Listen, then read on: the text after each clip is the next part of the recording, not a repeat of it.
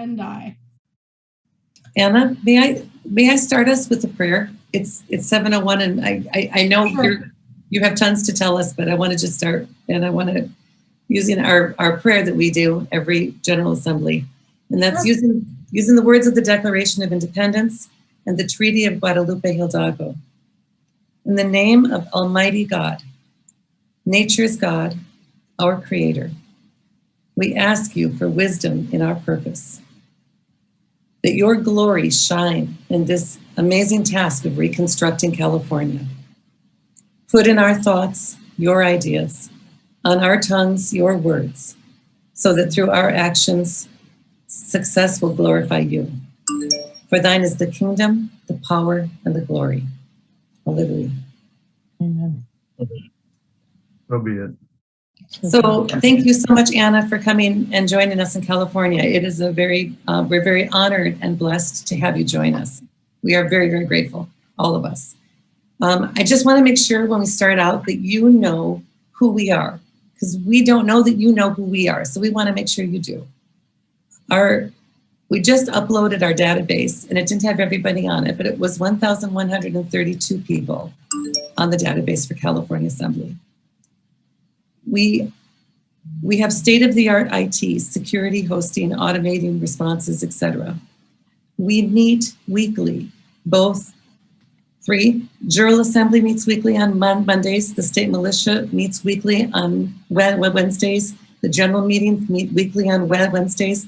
We have a town hall weekly on Wednesdays. We have a Common Law 101 class weekly on Thursday mornings. We have 15-minute stand-up IT meetings Monday through Friday for 15 minutes. We have a procedures committee that meets weekly. We have a brand new formed ombudsman's committee that hasn't met yet, but is going to. And we have a marketing team. And we are introducing de facto versus de jure conversations at public meetings all over California since July. Los Angeles has had mock trial, and we've reached out to courthouses and military bases for courthouses on Los Angeles. So that's who we are, that's where we're at. And now we have some questions, and we might want to do it sort of faster because we got some questions and these were solicited to all of the people on California, all of those who are living men and women on California. Dee, you get to go. Hey, Anna. Nice to talk with you. Hey, I wanted to just say thank you for being here tonight. I know the Assembly is really, really appreciative of it. We're super appreciative of all the work that you do and your guidance. I think there was some confusion in our Assembly, and I just wanted to touch base with you directly and find out how we're doing as an Assembly. I want to know if there's any course correction we need to do, if our hard work is on track, or if you're happy with everything we're doing. We look to you for your guidance. So I just wanted to ask you straight, are we doing a good job? Well, it's always kind of difficult for me to touch base with an Assembly for the very first time. This is the first time that I've actually talked to you, And so what I have as, sort of the markers of progress are things that come to me secondhand in terms of, problems that go on with all the various different groups that are trying to organize in one way or another some aspect of the actual government, like, Patriots United and the National Liberty Alliance and so many other different organizations are working in California. And it's hard for me to see the progress in terms of getting people awake and alive and working toward a common goal. But that's not a reflection on you, that's more a reflection on the general state of the country. There's so much confusion in all corners that we can't afford to be confused. And the things that come up on California, so far as I'm concerned, are really kind of practical, straight across the board things, meaning that the situation in California isn't that much different as far as I can see, just on a larger scale than many of the other states. We had some core misunderstandings early on that really needed to get worked out. And they didn't come up, in part, I think, because people were afraid to contact me. And really, I don't know how that's possible, because, you know, my email and my phone number are out there for you 100% of the time and always have been. So I would just encourage you that when you have questions, just go ahead and pick up the phone, you know, type in the email and ask. And if I don't respond immediately, it means I'm getting deluged, which happens on a regular basis, and just keep on sending me emails and picking up the phone, and eventually it'll work. I will respond. Worst comes to worst, send me a letter. I mean, things get crazy where I'm at, but I do make a good faith effort if I know people want to talk to me about anything or have questions. So I'm glad that you did get in contact and that we set up this meeting tonight, and I hope it's not the last time that we get a chance to just sit and talk like this. So number one, I'd encourage you to do that. Do that, and, you know, don't get off track, because it's easy to get off track. There are many confusing aspects to this, many things that are similarly named. And we regularly have problems with people misinterpreting the history because the names confuse people. And you have to really study for a number of years and become very conversant with the time frames of things in order to understand and recognize what they're talking about at any given time.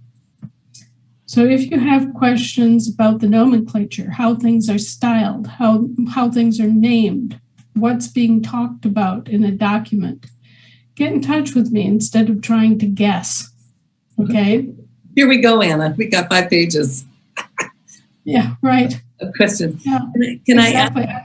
Anna, Otherwise, I think the only other thing that's come up with California, Dee, is handling money.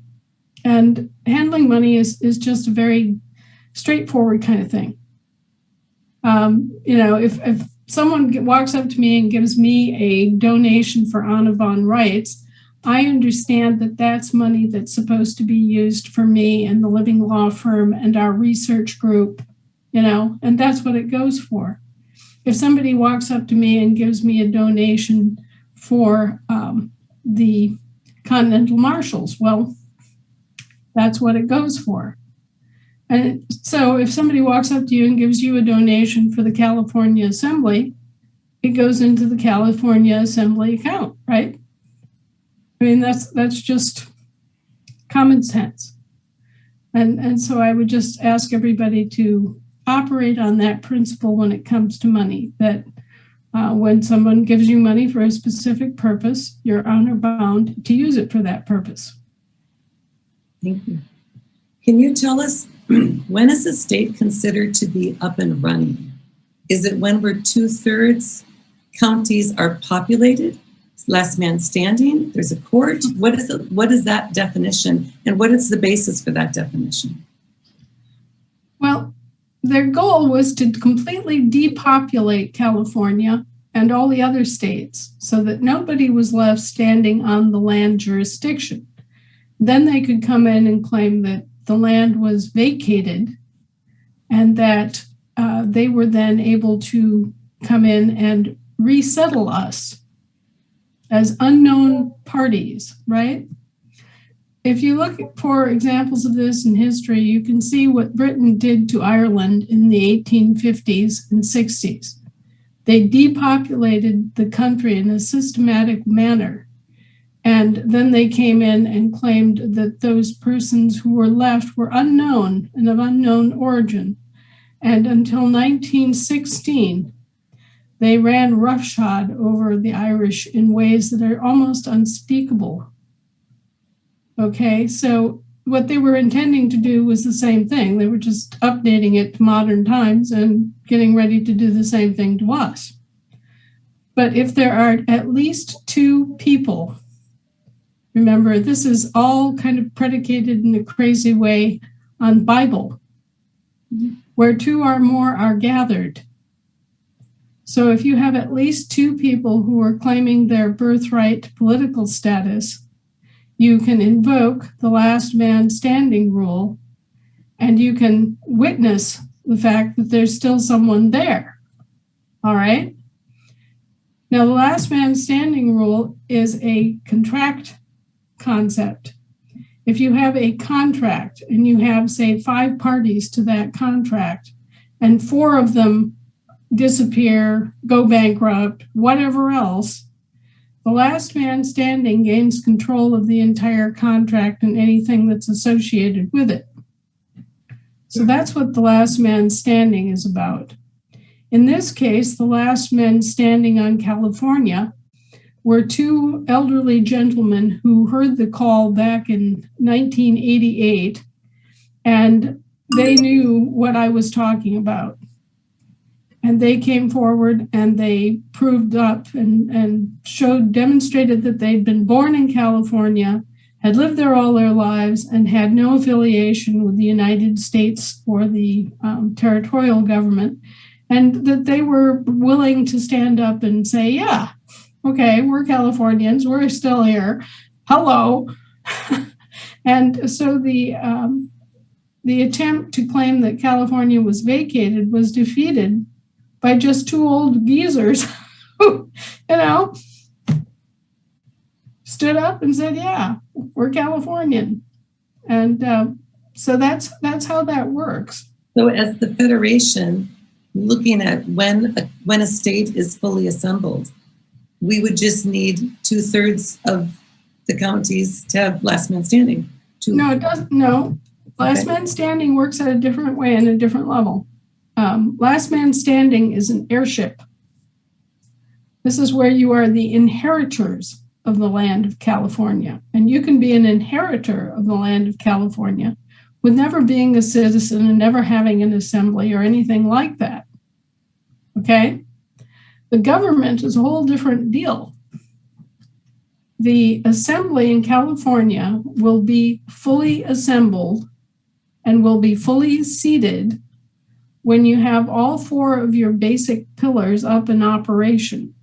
Now, that isn't saying that you have to have them all fully populated to the extent that you want them to be or that they need to be ultimately, but you have to have your General Assembly working, your Business Assembly working, your militia working, and your Juror Assembly running a court.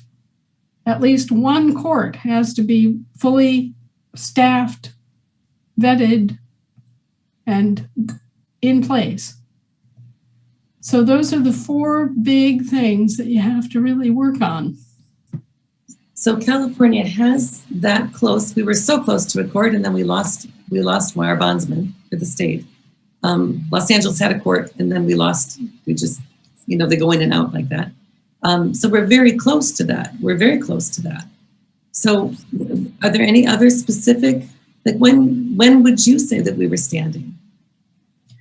Well, if you have those 4 pillars in place, it's really just a matter of you working on filling out the rest of your infrastructure, right?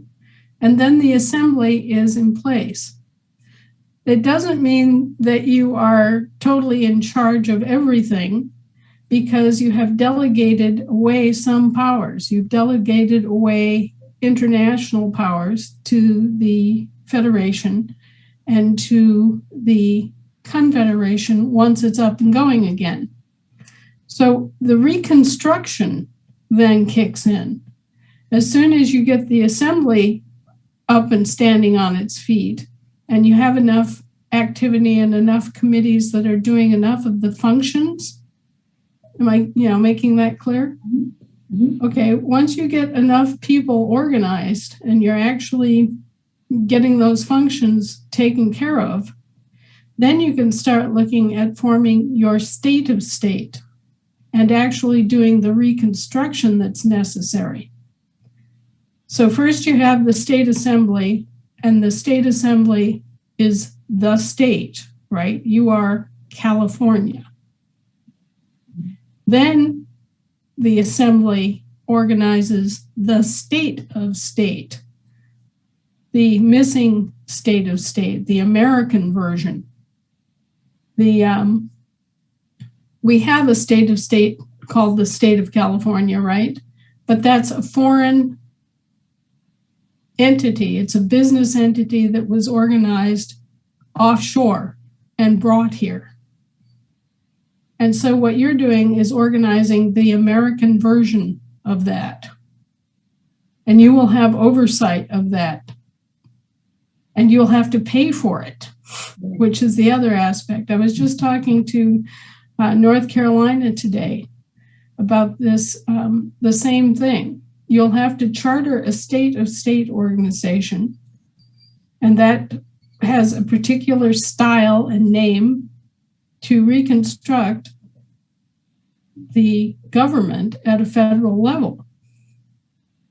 Because remember, we have the federation, and then we have the confederation. Okay. And the confederation is made up of state business organizations. Okay? But until you have the assembly, you're not ready to move on to that.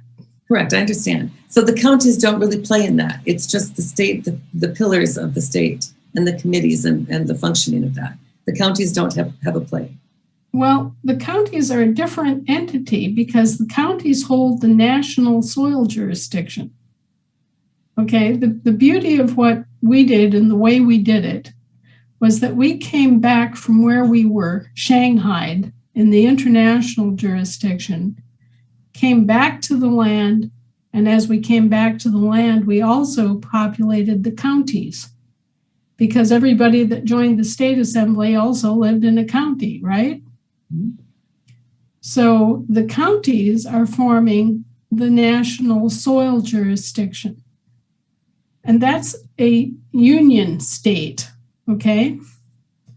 So there's these different levels. Okay. You have the national, and then you have the international. And the state functions at the international level. I'm sure we're going to have more questions about that down the road, but that's great for now. Thank you. Dawn, you have a question? Sorry, I have to unmute. You know, I do. And I really thought this was going to be shown a little earlier, our timeline by Dee. I want to ask you, Anna, we have a timeline, and I believe that it was formed, I don't know if you want to say anything about this, Nancy, but based on what you indicated you thought was a good idea. And we're trying to follow this timeline. And, you know, on the one hand, we're forming assemblies, but on the other, we have some really serious things happening in California. Can you hear me, Anna? I'm sorry. Can you hear me? But you just kind of glitched out there for a second. Oh, I'm sorry. Okay. So we have some really dangerous things happening in California. We've had DEW weapons used that have wiped out entire towns and cities, completely pulverizing the houses to dust while leaving all the foundational trees and shrubs in place. And we have good old Governor Cuomo, who's really, Newsom, who's really a monster. And so, you know, we have a lot of poisoning of the population. We have a lot of really dangerous, deadly things happening in our state. And on the one hand, we're trying to form the assembly perfectly. And on the other hand, we're trying to follow this timeline, which means we're already out at city and county governments and with supervisors and boards announcing, giving them their first verbal notice of a discussion that's coming up. So what I'm concerned about is how do we do this fast enough so that Californians are not killed and burned out of our state before we're formed, I guess. Okay. Do you have any ideas on that? Well, once you declare yourself as an American, you're an internationally protected person, and the UN is responsible for protecting you. unfortunately, at the same time, we have the British territorial government that is testing out these DEW weapons and all this other war crap on everybody under the pretense that you are a domestic citizen of their government. Okay? If you look back in the 1970s, it seems like the 1870s, but it was only the 1970s, the UN had a series of treaties that were the first of the kind established. And what they did was they said, okay, if you want to test any of these exotic things like weather warfare or, Tesla technology or any of this sort of thing, it has to be done on domestic subjects. So they test their war weaponry on us under the pretense that we are domestic with respect to them, in the same way that they use our soldiers as guinea pigs and just shoot them up with experimental drugs and other crap that they are experimenting with. They do the same thing here to us, as if we were all soldiers and we were all under contract and we were all under some sort of dependency to them, when in fact they're getting their paychecks from us. And the way to handle this is through the United Nations, because the United Nations has to be informed by someone saying, hey, we're not domestic with respect to the US territorial government. Hey, we're not domestic with respect to the municipal government either. It's your responsibility, Mr. UN Secretary General, to make sure that our population is not harmed. That is his absolute responsibility with respect to us ever since the 1980s. And so when we have things like chemtrails, or we have DEW weaponry being exercised against a small town, as what happened in Paradise, which is another atrocity and an act of genocide. And when we have things like mandatory door-to-door forced vaccinations and the shutting down of private businesses, all of that is being done under false legal pretenses. And all of it needs to be objected to directly to the United Nations Secretary General, who needs to say to those other participating countries and principalities that, hey, we just had word from people in California who say that they're not US citizens and they're being affected. We just heard from people in California who aren't municipal citizens and they're being adversely affected. And that is what we use to shut them down. The other thing that we use to shut them down is when they try to apply their law to us. And we remind them, no, here's our only contract. It's called the Constitution. And the only thing difficult about using that as an answer to them, that is very effective, by the way, is determining which one of these yahoos, organizations, are addressing us or misaddressing us. And so oftentimes when you are attacked by these people on the street, you don't know which one is addressing you. You don't know whether it's the municipal government or the territorial government. And so you don't know which constitution applies. That makes it hard to carry the argument. If you are addressing a municipal employee with the wrong constitution, they'll laugh at you. But if you're addressing if you're addressing a municipal employee with a municipal constitution, you'll win every time. If you are addressing a territorial employee with the territorial constitution, you'll win every time. The trick is telling one from the other. And I will tell you that initially, in 99.9% of the cases, you will be addressed by a municipal employee because the municipal government has had the actual service contract up until this past November. And now they're just continuing to carry through and try to force us to accept a contract by assumption.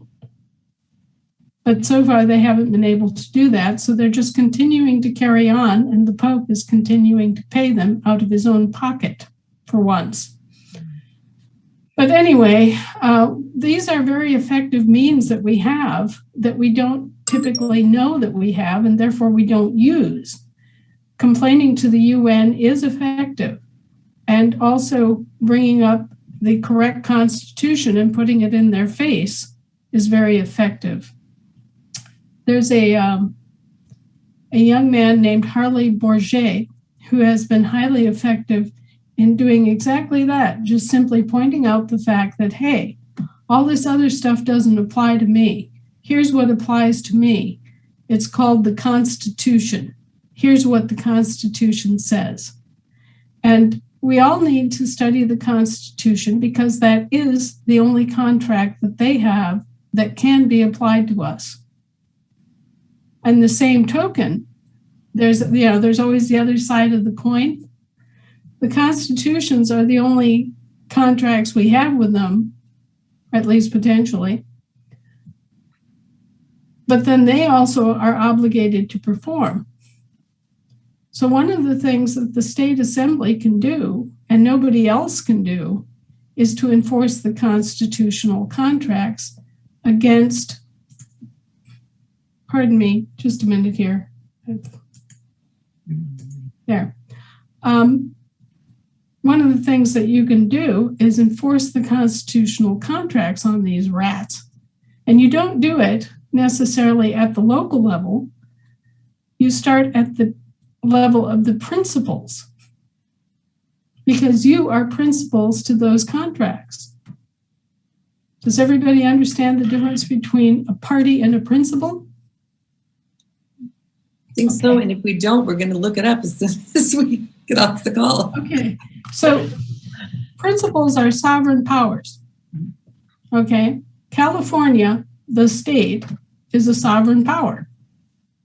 So you have other principals that are holding the other end of the contract. You've got the Queen and you've got the Pope, right?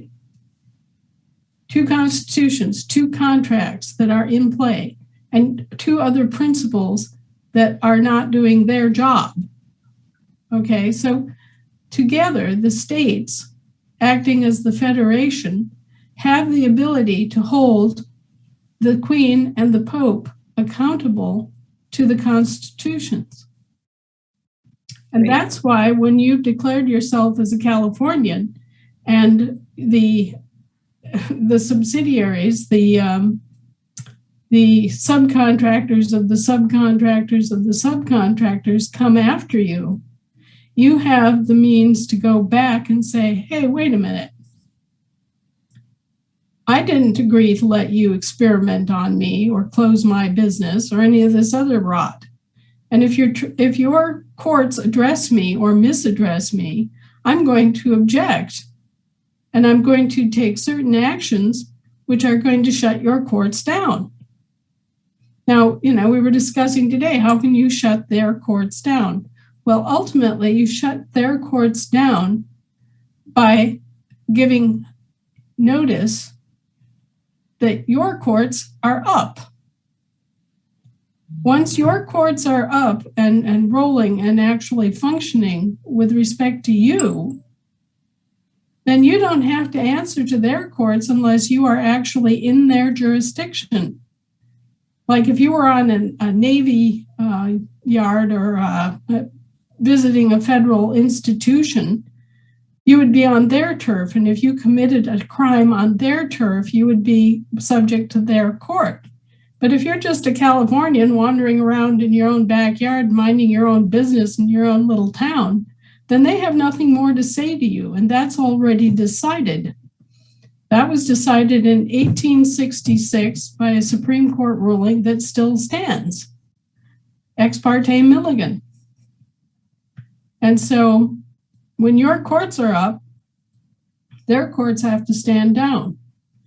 And you get to function under American common law and not martial law, not international law. So that's one way you can shut their courts down, which is just by doing your own business and minding your own people, right?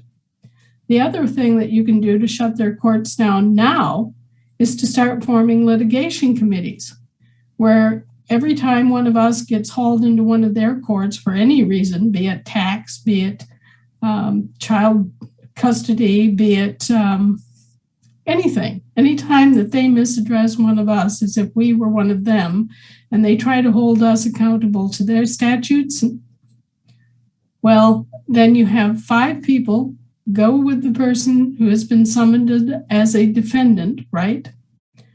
And you all sit there with your pens and paper, and every time that they violate a constitutional right or fail to provide due process, you all mark it down and you observe what goes on in the court. Then you go home, you write up your statement, your testimony in the form of an affidavit, and you get this pile of affidavits that describe what went on in that courtroom that wasn't correct. The person who is the plaintiff adds their testimony in lieu of an affidavit, puts it on top, and you deliver it to the Supreme Court Justice, that's the Chief Justice of the State Supreme Court, or I should say the State of State Supreme Court.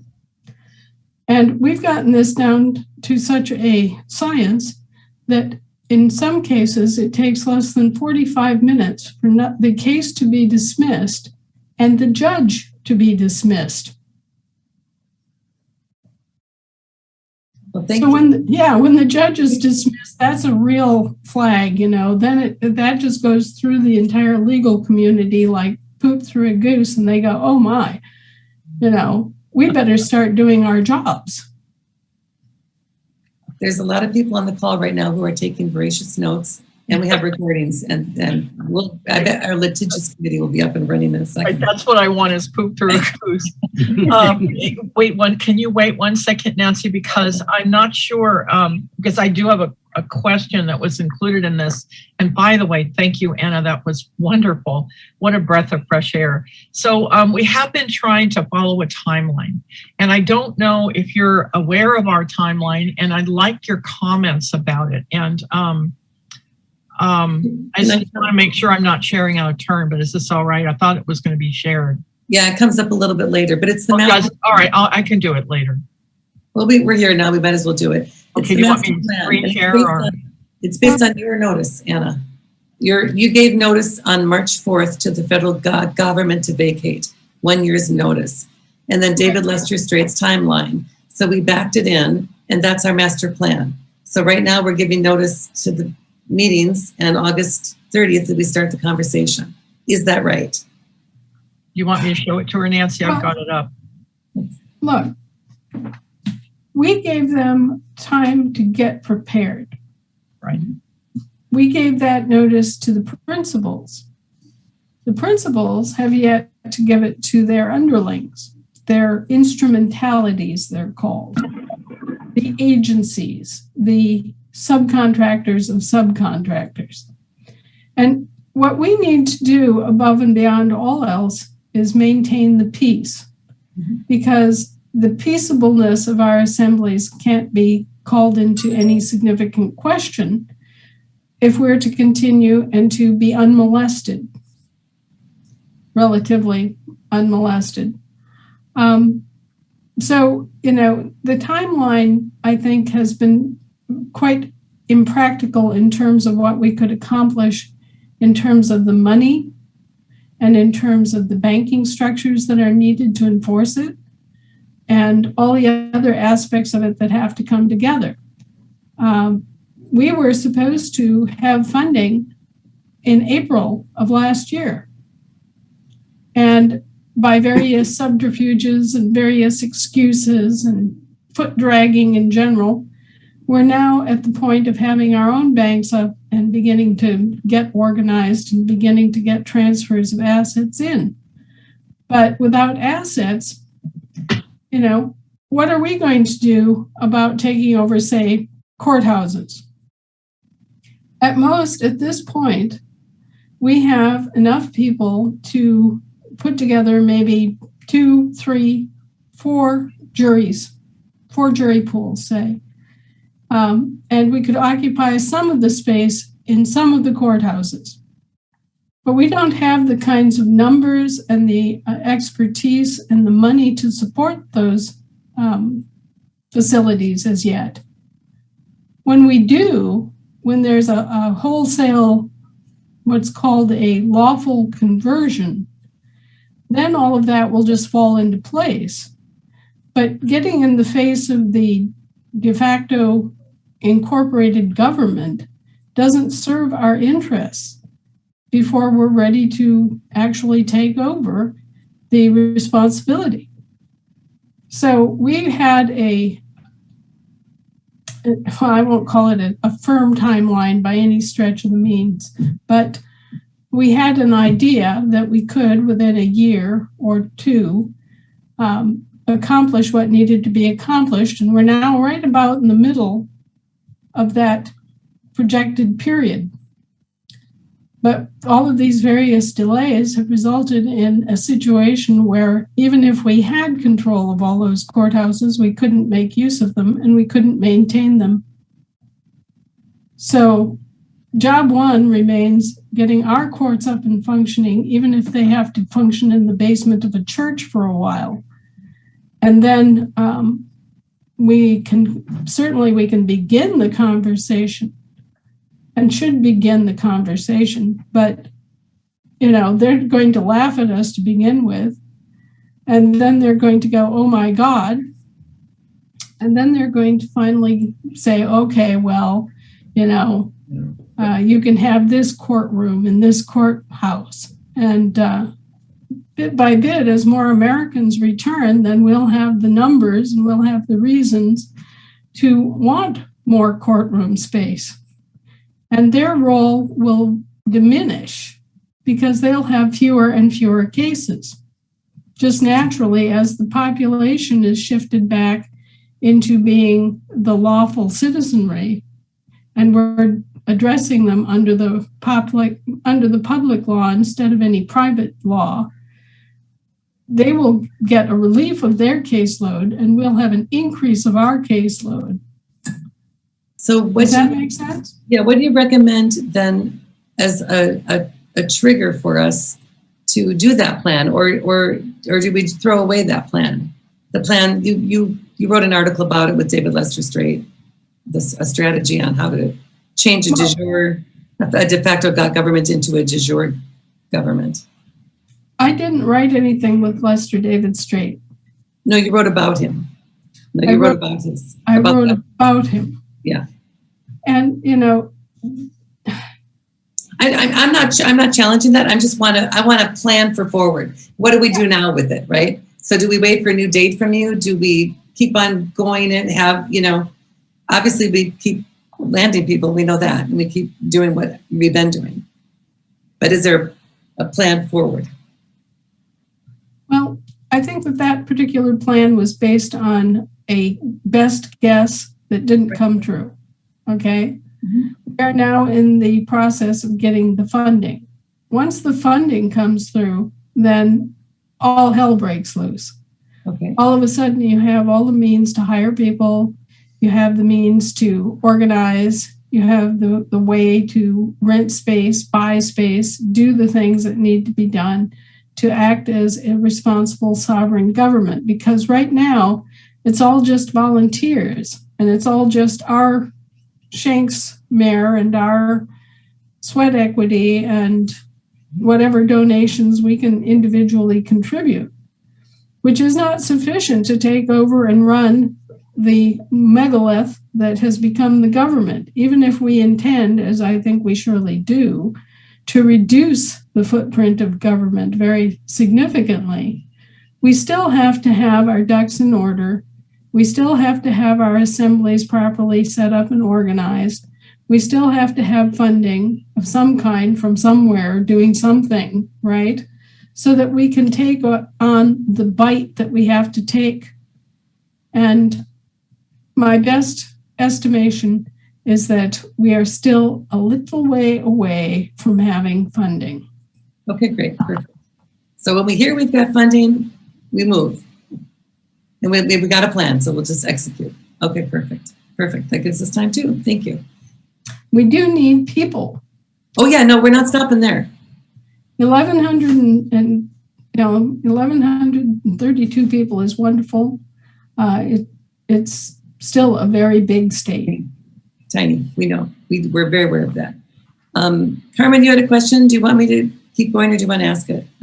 Yeah, Anna, we are learning to self-govern in our sovereign counties, and we are learning to self-govern in our state assemblies, our General Assembly, our General Assembly, the militia, and the business assembly. But I'm confused because then you can dictate to us and disassemble us. I'm having a bit of trouble with maintaining the connect here, but all right. Everybody hear me? Yes. It's really pretty simple. Until you're up and fully functional, you're not fully empowered and you're not able to be seated as a member of the Federation. And that is a problem. You're functioning on, you say if you were an 8-cylinder engine, you're functioning on 2, maybe 3 cylinders now. When you get up and you're actually functioning fully and you have your militia, you have your court system, you have your business assembly, and you have your general assembly,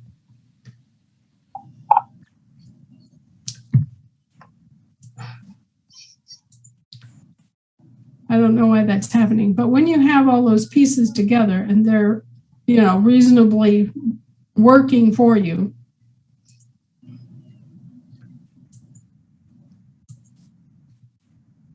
then you can step aside from that assembling process. Okay, you're assembled. But in the assembling process, the Federation watches over everything. All the states manage to get together those 4 basic functions.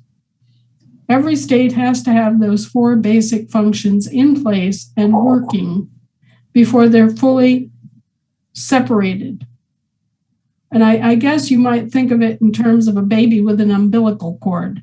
It's still going to be a baby even after the umbilical cord is severed. But right now, you have an umbilical cord to the Federation, which is going to feed you and take care of you and, look after your security and everything else until you are separated. And even after that, you're going to need the Federation for a number of reasons, one of which is that all your money was taken offshore. Okay?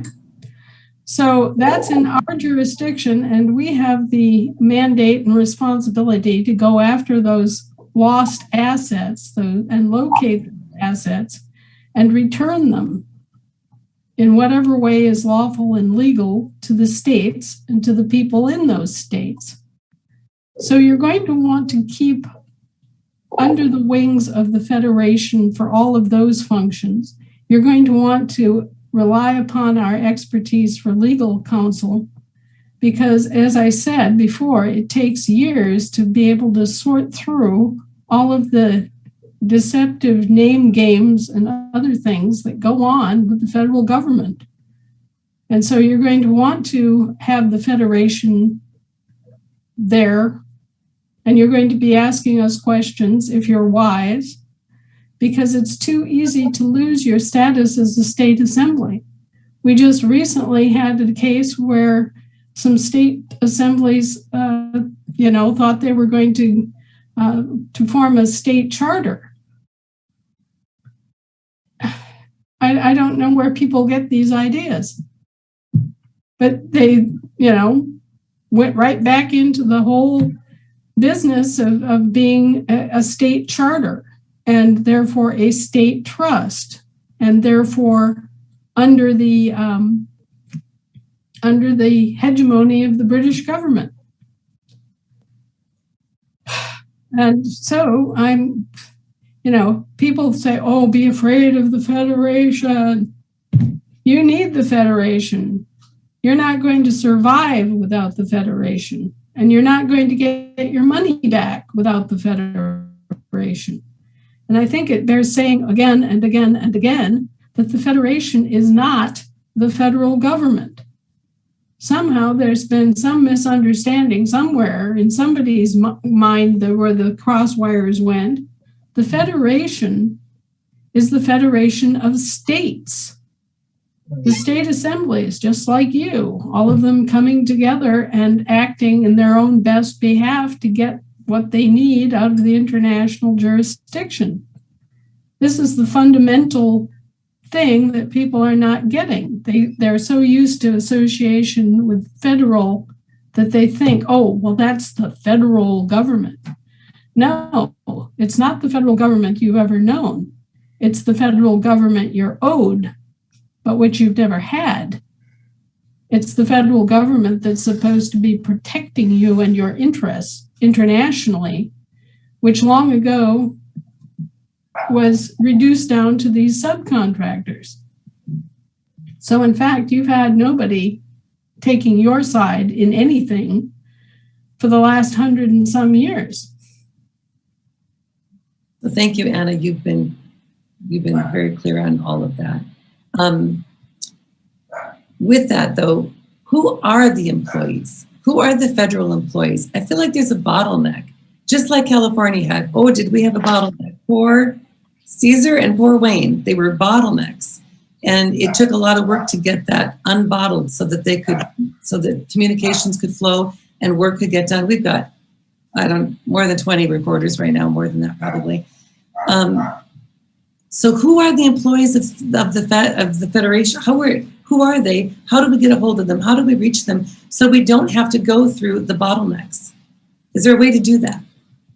Well, unfortunately, at this point, we are rather bottlenecked at the Federation level because we don't have funding to hire a whole bunch of people. And, the functions that we have to perform are very intense. We've got diplomatic missions, we've got treaty negotiations, we've got banks to set up, we've got all these different arguments in the International Court of Justice over land rights and who should inherit the land. And we've got friends and foes challenging everything that we do. And we have to keep our noses to the grindstone with all of that stuff and more or less rely upon other Americans to get busy and do their state assemblies according to the instructions that we can give them. Well, Anna, the people in California want to offer you our labor because we've got a lot of people. So if you need help with bottlenecks, probably not to do, international treaties, but certainly to help with some of the stuff that we know and we've been doing. Please call on us. Please ask. We have a needs list up on our website that we need volunteers. We would love to hear what volunteers perhaps you need that we can help you fill so that you're not so bottlenecked for us, for the states. Well, I can tell you right now that there are some areas where the Federation and the state interest completely overlap. And one of those areas is BLM. Because the land of California is supposed to belong to the people who live there. And it's all been surveyed under U.S. patent. And we're going to need a large number of patent clerks who are competent to find those patents for people so that they can put an end to the foreclosure nightmare. And so that we can continue to make headway on the land claims in California and secure them from secondary claimants who are trying to come in and say, oh, well, we own that because the state of California, the territorial or the municipal government, owes us all this money. So they're taking your property to pay their debts. And we need patent clerks. We need people that can research the BLM database. And when somebody has a foreclosure issue, they need to be able to go locate that on the map and say, okay, well, this parcel is part of that township and part of that section and part of this patent, and here's the patent. And I'll tell you what, there isn't a federal court in the universe that has ever denied a U.S. patent. So if you're standing there holding that U.S. patent, the state judge may deny it, but they know that you're going to go to district court. And the moment that you hit the federal district court is going to say, dismissed with prejudice. Fantastic.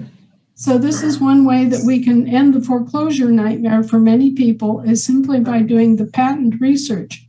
And we have not had the patent clerks to do it. It doesn't really matter where you're located. You can be a patent clerk in California and do patent research work for Utah, or you can look up a land grant in Virginia. So everything is on these automated and computerized databases now. So we do need patent clerks for sure. And we need the litigation committees to start going around and witnessing what's going on in these courts, writing up the affidavits and delivering them to the chief justices of the state Supreme Courts, to get rid of incompetent justices and people that are being, flagrantly criminal in their misadministration of justice. And all of those things are things that you can do. Other things that you can work great. on. You know what? We're just going to put that. Let's keep moving on. I know we're still on page 1, and that's the call tomorrow night at the General Assembly meeting. Bring up your volunteerism. We're going to be calling out for those 4 land patent clerks and litigation committee. Christine, you're next. Do you have a question, Christina? Yeah, Anna, this is Christina, and I echo everybody else as far as all that you've done for America and for all of us who are now standing on the land. I've been, listening to you and reading your blogs and information that goes out, and I just feel that somehow it's you're not in alignment with the 528 on California, and I was just curious if you agree with that. Well, our entire banking system is aligned with a completely different and, for lack of better vocabulary, higher vibration institutional thinking in terms of what's good for people. Yes. And, what's important in life. And, because ours is a people-centered government and not a institutional flavor government, what we're working toward is a community-based government that works under committee structures instead of this horrible top-down corporate model that we've all been taught since babyhood. And I think that is much more in line with the 528 concept of actually treating each other as brothers and sisters and as, people that are connected by history and language and life and land and water, and are not just these, I don't know how to put it, but we're not just corporate entities. Okay. And I see that 1,000% on the banking side, that I totally see that resonance. And I just have heard things that you've expressed and seen things that you've written. And I just wanted to I didn't want to assume. I don't want to assume anything and how you feel about California. Well, I think California is an absolutely beautiful state and always has been. There are some certain things in its history that cause anomalies in terms of its institutional history. And there are certainly some oddball things that have happened, mainly because of the gold rush, actually, that still haven't been resolved. And I mean, that was 1848. Well, sure, but I'm asking you, woman to woman, about how you feel, because what I've heard in writings and in your speech, I've heard some things that I'm curious how you currently feel about your relationship with the people on California. Because if there's a block, if there's a discord, I want to take personal responsibility to help mend that. Well, I think that I have a certain amount of, let's say, tiredness. I couldn't even imagine. Yes. And when I have things that seem to me to be just practical things that go wrong, like just what happened with, trying to form a state charter when the state is an unincorporated entity and has to be an unincorporated entity to maintain its sovereignty. I get very tired and very frustrated sometimes. And I think some of that comes out. But it's only because I'm so completely overwhelmed all the time on all fronts with all the different things that go on in international. Because remember, in addition to these 50 assemblies, I have to carry the international fight. I'm the one that has to go over the international court cases. I'm the one that has to bring the claims before the high courts. I'm the one that has to enforce the Constitution at the level of the principles. I'm the one that has to sort out the monetary system, not only for this country, but for the entire world. And, to even imagine the way I look at it, Anna, is that some of us, we have plates in life, and you've got lots of serving platters, not just one or two. You have many, and so I hear what you're saying, and that anyone that could ever even imagine to step in your shoes would be tired, would be exhausted, and maybe say things at times that wasn't directly from the heart. Right, and I will tell you honestly, even though I love each and every state, and I do love them, and I regularly ruminate about the beauties of each and every state and all the people in it. I mean, how do you think I keep going? The only way that I can keep going day after day, year after year, is out of just pure love for this country and every state and all the people in it. That's the entire wellspring of the energy that keeps a 65-year-old woman rolling at the rate that I roll every day. Well, we would sure love to hear that from you more often. And maybe we need to communicate that to you more often so that we can fill your bucket and you can fill ours. Well, I'll tell you the truth. When it became apparent that I was going to have to play a role in organizing the 50 state assemblies, simply because there was such a dearth of information and knowledge about the state assemblies as they existed prior to the great cataclysm of the Civil War, I was absolutely overwhelmed. And I said, I can't possibly do this. It's too much. There is no way that I can organize 50 state assemblies with one hand and do all the other stuff with the other. And people stepped forward and they said, we'll help. And they have. People all over this country have heard the call and they've understood the situation and they've bravely gone forward and they've reclaimed their political status and they've rebuilt their assemblies. And they've done this in spite of the odds and in spite of people that have had different agendas who have come in and tried to mess with it and to redefine it and to sidetrack it and do all sorts of other evil things to it.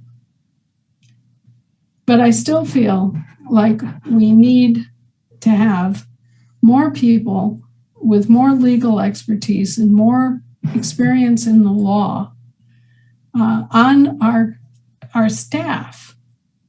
And that's more a matter of just logistics and money than anything else. This past week, we had a summit conference with Chief Fast Horse of the Lakota Sioux Nation and Bill Elwood, who is an expert in national law as it pertains to counties, and also is very well versed in commercial law. And we had some wonderful discussions, and it was just great. And I was left thinking, you know, if we could form a super committee of people that have legal expertise and lawful expertise at the same level I do, then we could really form a juggernaut of knowledge, and we could roll through the international stuff a lot faster. We could organize the states and the counties a lot more efficiently, and we would have a blessed situation. But we don't right now. As it is, I get on the phone and I talk to other people pretty much nonstop every day. And if I'm not talking to one of the people from the states about some problem that they're having, I'm talking to these other legal beagles, and we're passing around our latest finds and our latest research, and we're helping each other dig for things that we know exist but we can't find. And it's this constant additional other world that's quite apart from the assemblies. We have much gratitude for your being here and for your bringing your openness, and I have gratitude for that. Thank you. And I have gratitude for all the people who have come forward to help save this country. I really, really do. And I hope that we can all come forward and just kind of get on the same wavelength, the Yes. 528, as you put it, Yes. and move forward together. Yes. And, Move forward. you know, do away with these misunderstandings and suspicions and all the rest of this stuff, because, you know, there is no other reason than to get this country back up on its feet and functioning as it should. You know, we've got our 12-cylinder engine we've been functioning on for 160 years. Yeah, we're 160 years behind, so let's get to it. Well, thank you very much. Amen. Thank you. Thank you, Anna. So we're gonna bridge now to actual reconstruction. So this is some hard-hitting questions that probably will be really easy for you. Considering that California never had assemblies prior to our 1849 Constitution, the signers of that Constitution were bar attorneys from the East Coast and military and Lincoln administration. Do we have permission or request to reconstruct our state based on the historical documents? Are we required to reconstruct from a specific point in time, or from the 849 Constitution, even though it was de facto going in? Seals, flag, all of these questions, where do we reconstruct from? Okay, well, that's a very fair question. The fact is that all of those seals, flags, and other things don't actually belong to the de facto. They belong to us, to all of us, the living people. All of that property was, you know, allowed to them for delegated responsibilities. And so when it comes to reconstructing, or in California's case, constructing for the first time, or Alaska's case, I mean, Alaska just became a territorial state in 1959. You can imagine. There's no history of assemblies here either. So what you do is you look at the jurisdiction. You look at how the land-based government is supposed to work. And then you create that function and operate it. It's almost like a mathematical function where, you know, you you have this equation and you put it through this black box of you add 4 and you subtract 2 and you multiply times 3 and then you get your result. Well, with the land jurisdiction governments all being operating on the same equation, if you will, it's just the equation that counts. You don't have to have a history of an assembly in order to have an assembly. And once you have an assembly, you can go ahead and create your own state-of-state organization and join the rest of the members of the Confederation and rebuild the Confederation, even if California or Alaska or Hawaii or Oregon or whichever were never part of the original structure. You can still build your own widget that fits in that structure. Would you recommend us templating off of another state? What is Alaska doing? Well, we're doing the same thing. We're building our assembly. Our people are declaring as Americans, and we're putting together the General Assembly, the Business Assembly, the militia, and the courts, because that's what a land jurisdiction government is. And we don't have to have anything predating. We just have to meet those requirements and understand the functions and be in the proper political status to make it work. Now, when it comes to reconstructing your state of state, that is a process by which the assembly, which is now functioning on its own and doing its own work, takes a further step and establishes a charter for your state of state organization. And I've explained numerous times, but I'll just briefly go over it again. A state is not a state of state. They are two separate things.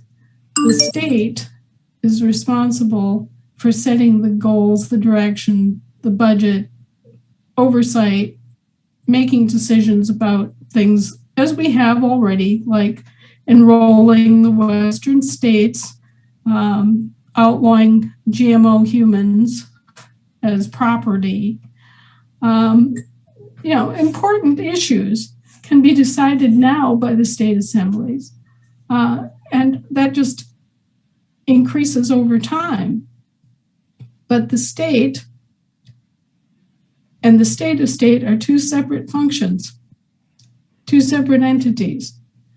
The state assembly creates a charter. That charter creates a state of state. And it's specifically styled as the state of California, upper lowercase, capital T on the. And that is the American subcontractor. That is the American business organization that takes care of the day-to-day functions of what you would think of as the state.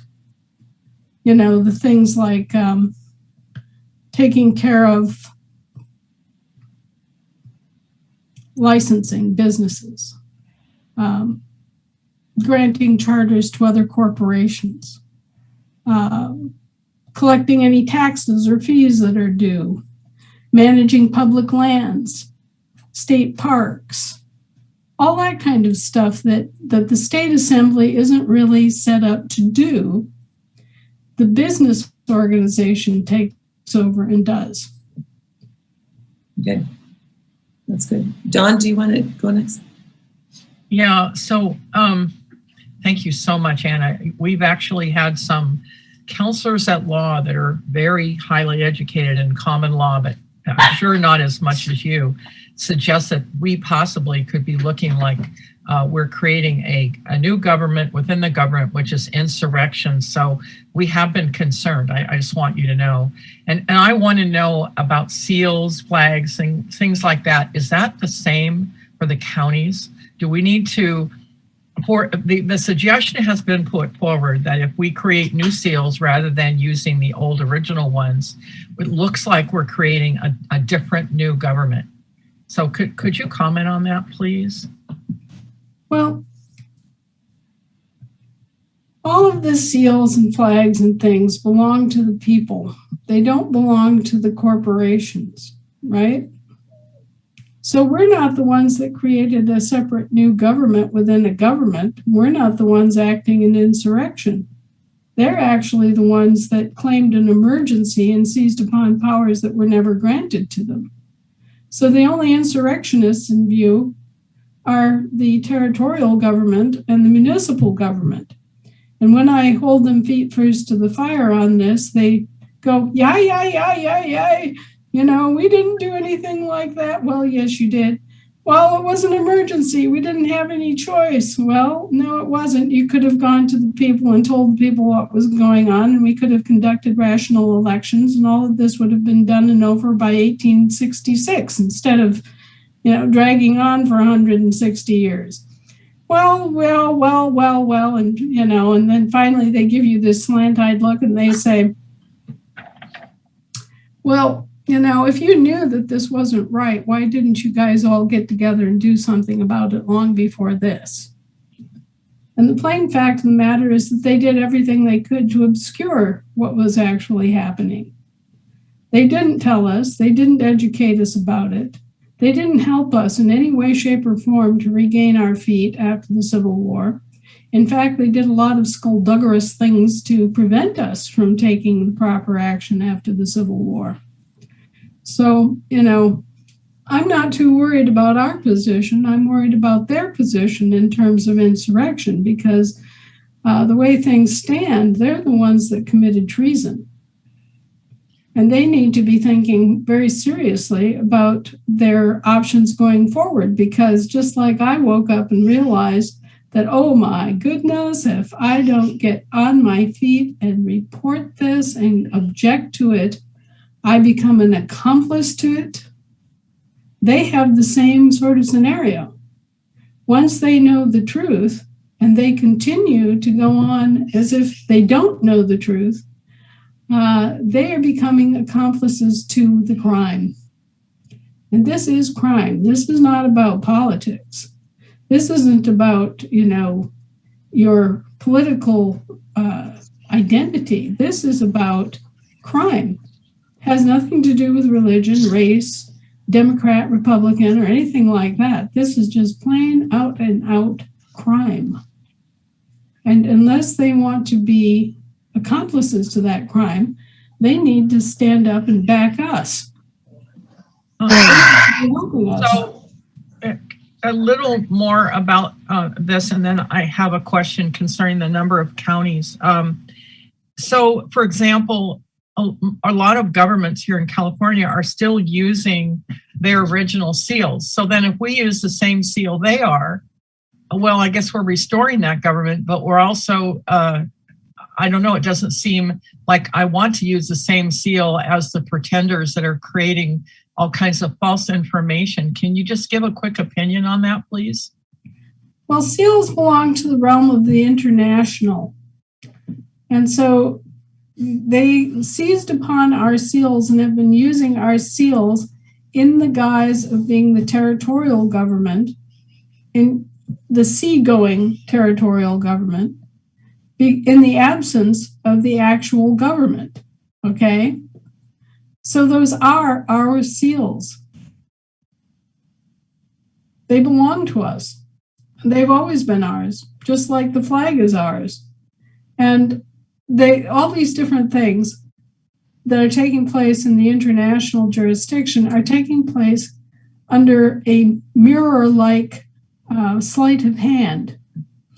Try to imagine a mirror, and on one side you have an identical appearing image, okay? You've got the land jurisdiction government over here, and you have the sea jurisdiction government over here. They look identical, except that they're obverse. The left hand is the right hand of the other. And so when they are using our seals, they're actually usurping our position under the excuse that they have a custodial interest. And they have no right to do that. Not when our assemblies are in session and we're here, standing here, foursquare. Hello, we're Americans. So the ones that are in the wrong on that particular issue are the de facto corporations that have just come in and arbitrarily started using all our stuff in our absence. So, for example, papers, that we fill out for people, which are the rubber stamped seals. And there's kind of a place in California where we try to have that seal be a little different, be special, so that unless it's on a paper, nobody can see it. If we put a seal on something we don't use, we record or shred that. And our counties have separate ones of those. So should we be going for the historical seals and using those to make our stamps for papers, or what concepts do you have for that? Well, we've basically made new seals, but we have every right to do that. And that way we don't have to fight with the de facto over anything. And later on, we can straighten it all out. Because as the state assembly, you have the right to make up your own seals and do whatever you want. You're not, with that sort of stuff, you can identify your county as your county. And if they want to continue on using your seal, you have nothing stopping you from saying, well, yeah, that's our seal too. It's just the seed jurisdiction using it. Great. So that's good. I really have had some of these common law counselors scare me into thinking it makes us look like a separate government. So I really appreciate you answering that. And I have a whole nother topic I want to ask you about. California had only 27 counties at the time that it joined the union, but we now have 58. So when we're trying to reassemble, do we have to, is there something about having to have a certain 2/3 of the original assemblies or 2/3 of the present assemblies, or none of that even applies to this discussion? Doesn't even apply. Okay. When the counties are set up, the people within the boundaries of that county become the assembly. So if you are living within the boundaries of that county and you're an American, and that includes people that have been properly naturalized who have chosen to go the extra step and actually declare that they are adopting their state citizenship, all those people create the assembly for that county. And you could have as many counties as you needed or had to have to make it a sensible distribution, and it would still all be the same. Thank you. Thank you. I yield. I appreciate that very much, Anna. Thank you, Don. Carmen, do you want to take your next question? Anna, why are we following Terry's 4 pillars? Is there historical justification or documentation that we can refer to, and rather than our 1849 Constitution for available seats? It's a matter of what the functions have to be. You have to have an assembly, a general assembly representing the people of the state, including the nationals, and you have to have a business assembly that doesn't have conflict of interest to be able to handle international business. You need a militia to be able to defend your sovereign state, and you need a court system in order to be recognized throughout the rest of the world. Those 4 things. And if you don't have those 4 things anywhere in international jurisdiction, and remember, the state is an international jurisdiction, okay? If you don't have that anywhere in the world, you don't have a state.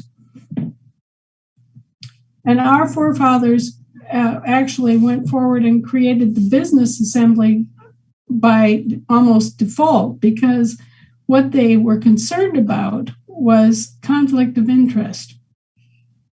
And in order to understand that, you have to go back to the time in which they were alive and living and what they had to contend with. They were trying to form an entire country out of colonies that belonged to different foreign nations. You had Spanish colonies in the South and in the West. You had Flemish and Dutch colonies in the mid-Atlantic states. You had French colonies all across the bottom tier of states. And you had British colonies throughout New England and the southeastern states. And they were somehow trying to bring all this together to fight as one country and to function properly as one country. How do you do that? And what's to keep those other foreign countries from continuing to meddle? A lot of different things had to be thought through and put in place to protect us from exactly the kind of meddling that has created the whole problem that we're looking at right now. And one of those measures was to create an international business assembly, which would be composed of people that had no other affiliation to any other government. And back then, when they said any other government, it meant Britain or Spain or France or the Netherlands or some other country. But in this case, it continues to mean the instrumentalities of those foreign governments. So the reason that they set up the International Business Assembly and the state citizenship requirements was to avoid conflict of interest and meddling from foreign entities. And as you can see, we've had a considerable amount of meddling from foreign entities anyway. We've had the British in here operating the British territorial United States government as if it were the United States. And we've had the Papist municipal government in here operating as if it was the United States, while the actual Americans have suffered and been pillaged. So this assembly structure that we have is designed to put an end to that to the extent possible by eliminating conflict of interest. And that's the way they set it up. And those 4 pillars are functions that all governments, all state governments, all principalities worldwide have to be able to do, no matter how they have internally established those functions. I mean, in some other countries, there isn't a separate business assembly. In some countries like Switzerland, everybody just goes down and votes by hand. They raise their hands in the middle of the street, and people stand on the balconies and the rooftops, and they count. They count, literally, and it's that simple. Here, we had to have that because there were so many foreign interests already embedded at the time of the colonization. If I can add to that, what I believe I'm hearing, Anna, and I would want to just make sure it's clear, is that you're giving us the foundation, but all of the other additional things, like we talk about the litigious committee right now that we're talking about, and I think about a veterans liaison. Like, these are just suggestions, but these are not, they have nothing to do with actually standing and having our courts and having our, they're just a general sense of what else you could consider kind of idea. Right. Well, you know, we made up that committee list that kind of showed you how the committee structure could be done. Mm-hmm.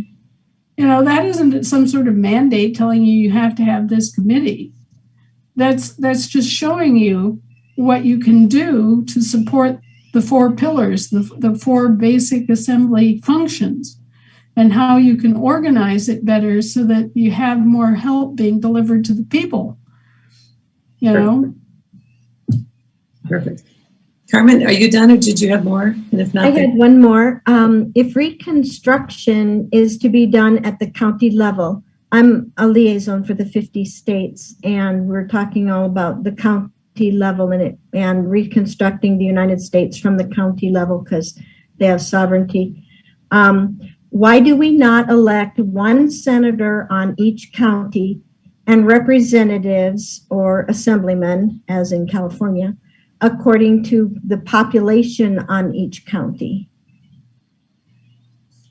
Well, those are all efforts and situations that are things that have to be discussed. It's sort of like changing the Constitution. That's not how we ever in the history of this country ever organized things before. So there's no precedent to do it that way now.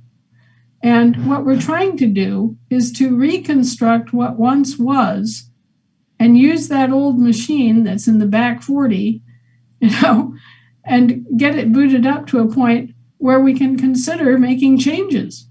But if we don't have something solid to start from, we don't know what we're going to end up with. And, a lot of these people, they get it in their head that the county is the be all and end all, because that is the basic unit of government, right? But then there are other people who say, no, it's the township. The township is the basic unit of government, even though large segments of the country never had townships and still doesn't. And so the way this was set up, and we're talking pre-1860, is that the counties could also be called parishes in some parts of the country.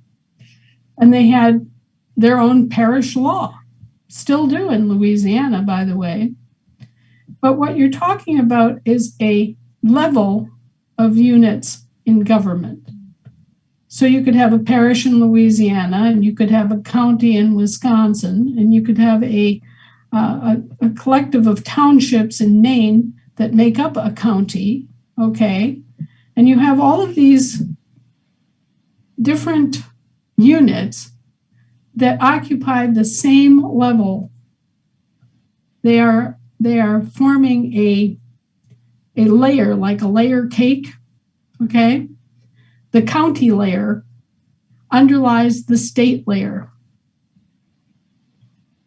Or maybe I should reverse that. The county layer lays on top of the state layer, if you're thinking about it in terms of land and soil, because the land underlies the soil. Can I add to that, Anna? Where does the term soil, is that like a lawful description from somewhere? Where comes from British land law, which we inherited. The British long ago made a distinction between soil and land. And the rationale for this was that the top 6 inches of the soil was where we did our living and breathing and everything that we do day to day. We stand on what? The soil, the top layer of the land. Whereas the land actually is an international jurisdiction, because if you get down below the surface, below that skin of soil, you find yourself in a no man's land where there are no markers. I mean, the land and soil underlie everything, the entire planet. I mean, think about the bottom of the sea. You still have a layer of soil and you still have a layer of land, right? Yep. So the soil is the national jurisdiction that you have to control to have control of what's going on day to day. And that's why it's so singularly important. And that's why it's the national jurisdiction. The land is what underlies that. And it is where you get your aquifers, your minerals, the supporting structure of the soil.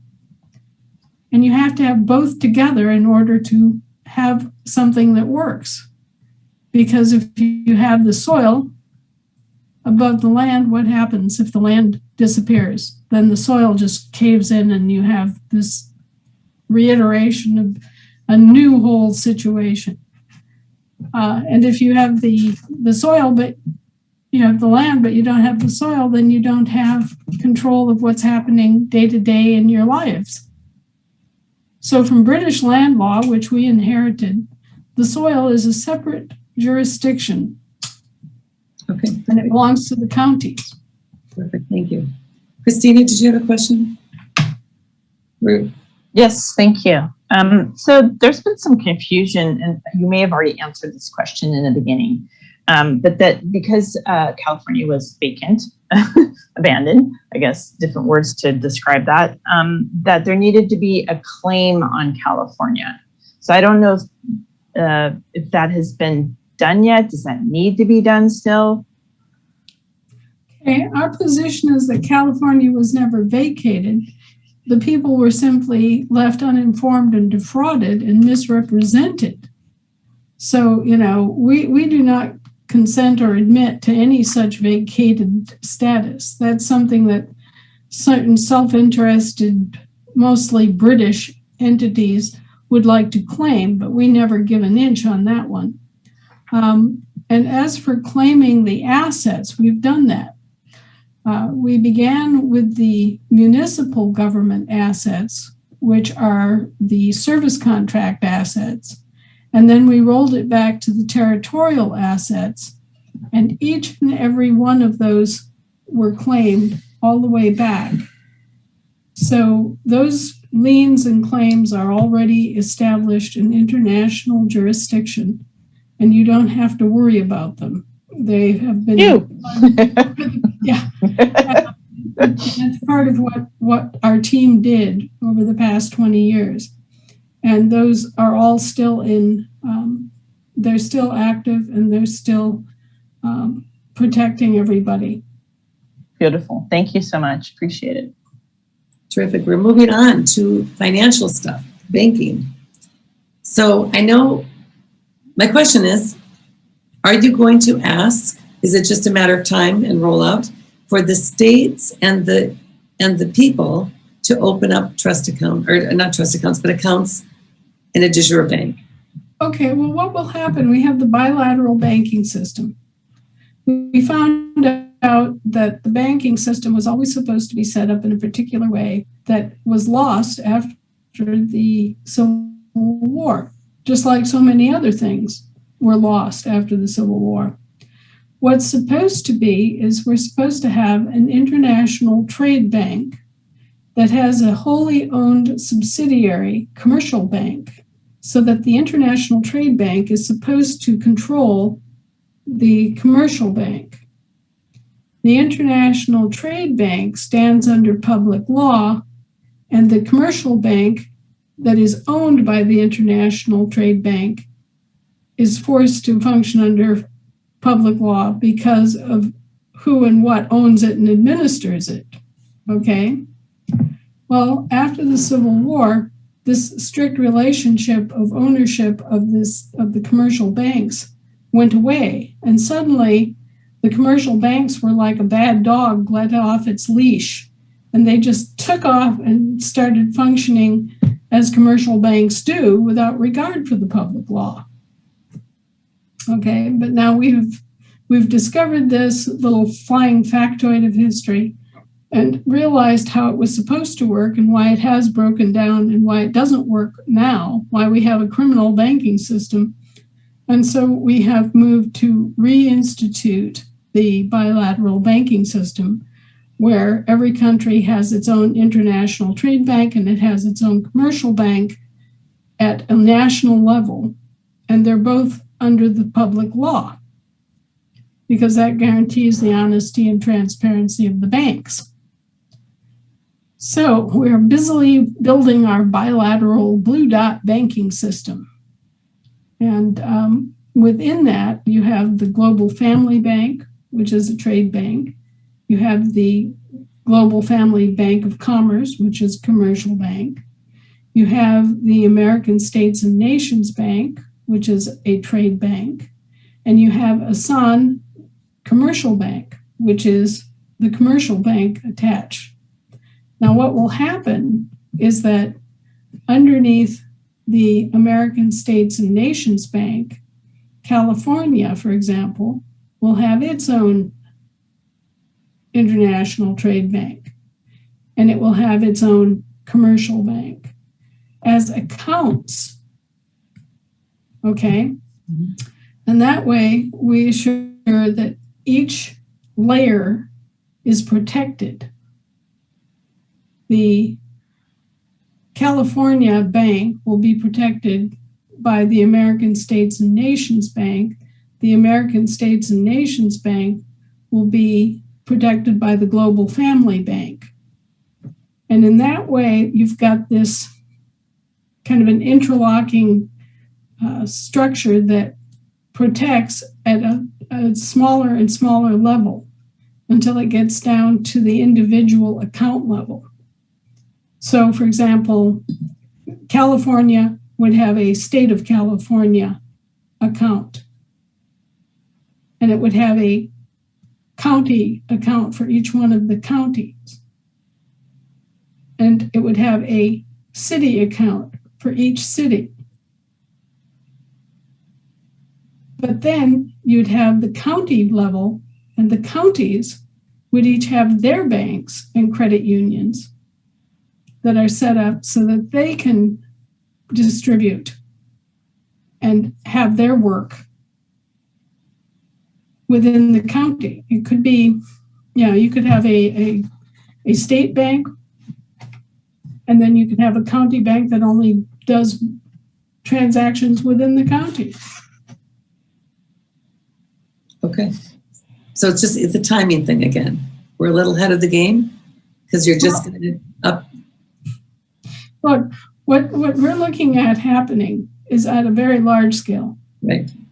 And what we're looking at is having the American States and Nations Bank have 50 accounts, one for each of the states.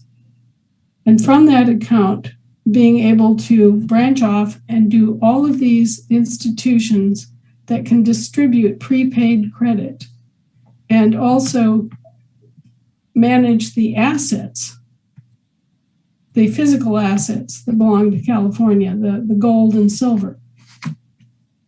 So those are things that the state assembly is going to have to face up to at a certain point, just like you're going to have to look at, we have all of these riches and wealths. I mean, California is immensely wealthy. It has huge, huge mineral deposits. It's got tons of water aquifers. It's got oil deposits that haven't even begun to be tapped.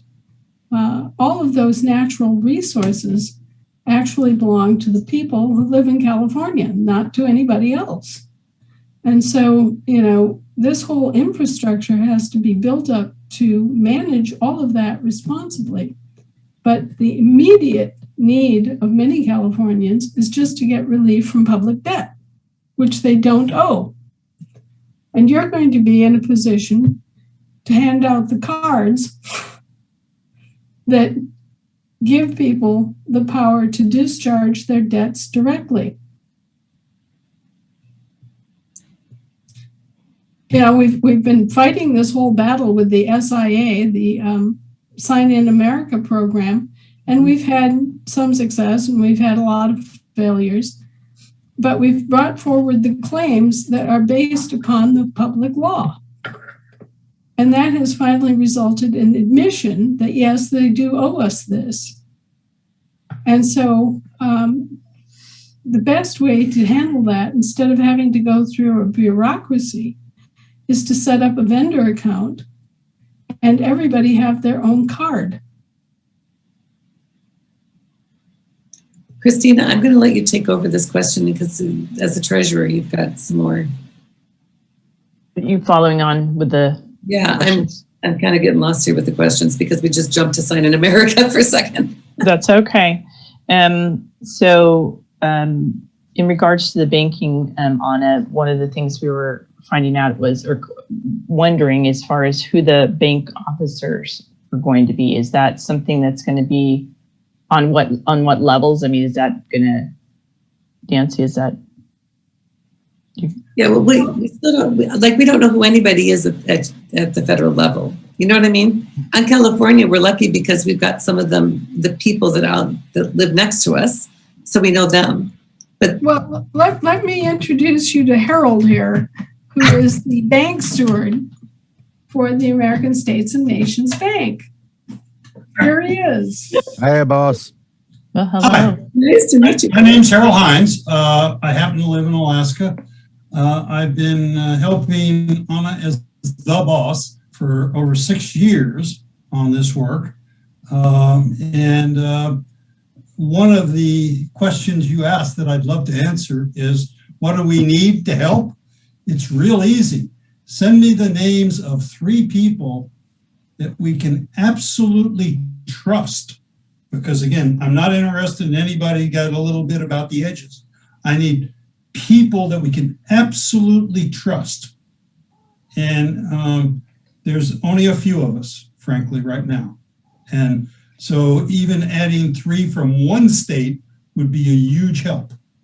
Okay. And you've got to, I lived in California for a while. You got the talent. Okay. It's just that a lot of the people don't necessarily fit the mold of being interested in the Federation succeeding. Okay. We need some people that believe in we the people. Okay. What Anna wrote a while back, a little book called You Know Something's Wrong When, if you'll go back and read it, read the big print, not the fine print, read the big print, and what you'll see is it's a long recitation of the evils. Okay, and there's lots of them, and if you turn the pages and you don't see them, you're not paying attention. But then if you go to the back, the very little part at the back is the claim. That's the document that went to the World Court. And it sets forth all those complaints very legally. It sets forth all the relief we seek. It's called Give Me It Back. Okay, I want it all back and more, frankly, if you got it. Okay, and what we have there basically is the start, and what you all represent and I represent and everything is frankly sort of almost like a living Declaration of Independence. Okay, because the Declaration of Independence, if you go back and read the structure of it, again, they were breaking away. We're not breaking away. We're coming back. Okay, we're back is the saying there. But the idea is simply one of realizing the Declaration of Independence said, you have given us great offense and we're going by George. Okay, and then it went through the body of that document is a recital of all the things he had done wrong. Okay, you know, you taxed us, you did this, you did that. It's a long, long list. It's all the document. And then the last paragraph finally says, oh, yeah, and by the way, we really mean it and get out of our life and we want to do this right and we're going to figure out how to do it. And that's where we are right now, is a Declaration of Independence in a living sense, because we've done parts of it. But the part is that we don't have the signatures at the bottom. And if you think back to the Declaration of Independence, there's 54 signatures on the bottom. One of them is a little larger than the rest, but there's 54 from 13 colonies that never agreed with anything of each other. Never. There is no history anywhere where the 13 all raised their hand together other than signing that document. Everybody that was in the room signed the document. Okay? And they knew at that moment that they were subject to being hung by the king. They knew what they had done was a truly, absolutely traitorous act, and they were going to die if the king ever got a hand on them. Okay? Yep. But 54, everybody in the room signed it. It was unanimous. And you know how many ever in the history play out of that, a thing called the Revolutionary War and so on? Do you know how many of them ever reneged on that signing? 0. Okay, so I know where we got a few folks laying around here that have signed the document. Okay, I need some more people that you know are prepared to come at this from the point of view, we're going to do the right thing in terms of we the people, and there's a lot of other distractions and there's a lot of other stuff going on, but we're not going to look at that. We're going to put our energy into the we the people has to come out on top of this deal. And that's the whole trick. And that means we got to work in a lot of different areas. Some of them we're comfortable in, some of them we're not. Okay. That's it, boss. I want to read a little something from the affidavit. You know something is wrong when an affidavit of probable cause. 261. This is like the second to the last paragraph of the affidavit. We solemnly affirm that this affidavit is true and confirmed by abundant public records and corroborating testimony beyond reasonable doubt, and we present it for the good of mankind and in the public interest and for the recoupment of property and controlling interests rightfully owed to us and our countrymen by the federal United States and the colluding international banking cartels and the governmental services corporations and municipal corporate franchises that have violated our trust and their contracts and for no other reason or purpose. Oh, and to answer your question on banking, okay, in this case, I am acting as the steward of the ASN Bank, American States and Nation Bank, okay? And that doesn't mean I know anything about banking. I don't even have to operate the bank or anything. I have one simple authority.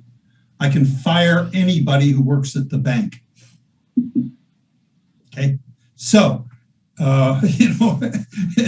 if you come to grips with it in a sense, I can get the attention of anybody I need to on the bank side, and it will do what it's supposed to do, which is, again, provide a door that we, the people, can get out of it what we want. And there's different people going to have different things, but Anna's outlined to you the most wonderful thing we can do is provide a place where you can walk in and is easier than getting a driver's license, get a card that is prepaid credit and make mortgage go away, make utility bill go away, make taxes go away. And wow, all of a sudden I got a fortune, instead of being broke, all of a sudden I'm rich with cash. Well, and this is relief. It's not welfare, but it is relief to the people who have been enslaved and worked and imposed upon for generations. I mean, this is an inheritance, okay?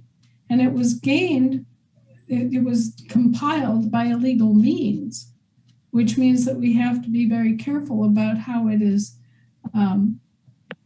actually released. But it does belong to our country and to our people. And everybody has the basic right to claim these exemptions and to claim the prepaid credit and the offset, which creates the exemption. And, I just wanted to look at Appendix A here, the United Colonies of America Today, because it all started out as United Colonies, and it went through all sorts of paginations that we don't even realize now to become United States, estates, see? And one of the things it describes here, the continental United States is the 50 nation states. The nations are the people, okay? You can have multiple nations in the same physically defined state, but we have 50 nation states. And we call them Californians, Virginians, Michiganders, state of Mainers, we got all these different people that are nations, and we have 50 of them that we recognize as state populations. Then we have 57 inchoate states. Some of you heard Mr. Obama say we have 57 states, and a lot of people were standing around pointing fingers at him and accusing him of being stupid. No, he knew exactly what he was saying. There are 57 inchoate states. And then we have 185,000 municipal corporations in this country. And they make up another entire organizational component of the government. And finally, we have millions of public transmitting utilities. Now you're going to sit there and you're going to scratch your head and you're going to say, how could we have millions of public transmitting utilities because we immediately think of public transmitting utilities as the electric company, the water company, what we think of as public utilities, right?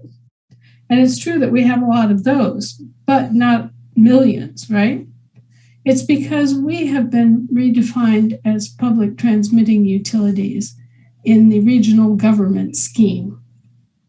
They keep redefining us. They keep putting new labels on us. They keep finding some excuse to redefine us. And that's how they've made all their money and kept all their control all these years. Right now, they're pushing a transhuman agenda. Everybody who's getting vaccinated, they're saying, oh, well, you're not really a human anymore. You're a transhuman because this little bit of patented genetic material has been added to your genome. And transhumans have no rights. This is a way of denying your rights and converting you into a slave status. And they are doing it thinking that they're going to get away with it, and we're not going to know what they did. But we do know what they did, and we do know why they're doing it.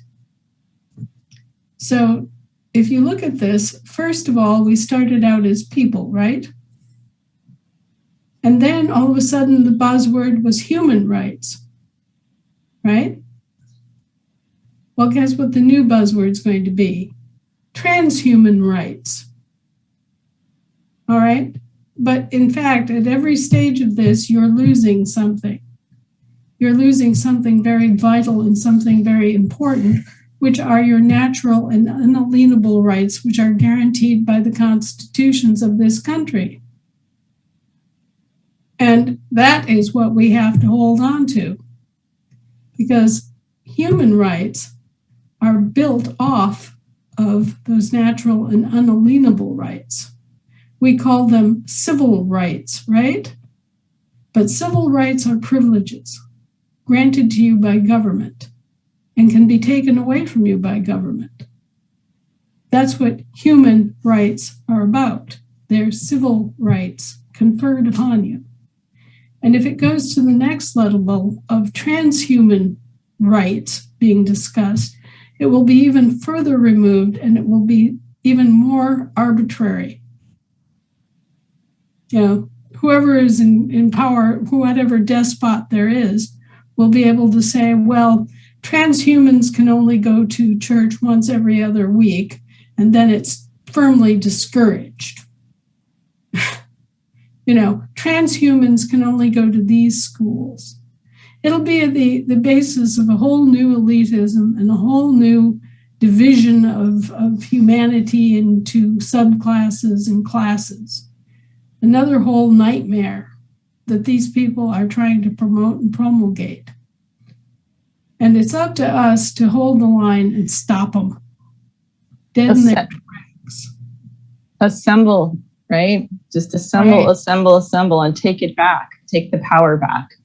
Right. And we've already moved to make it illegal for them to bring forward any commercial claims against GMO humans.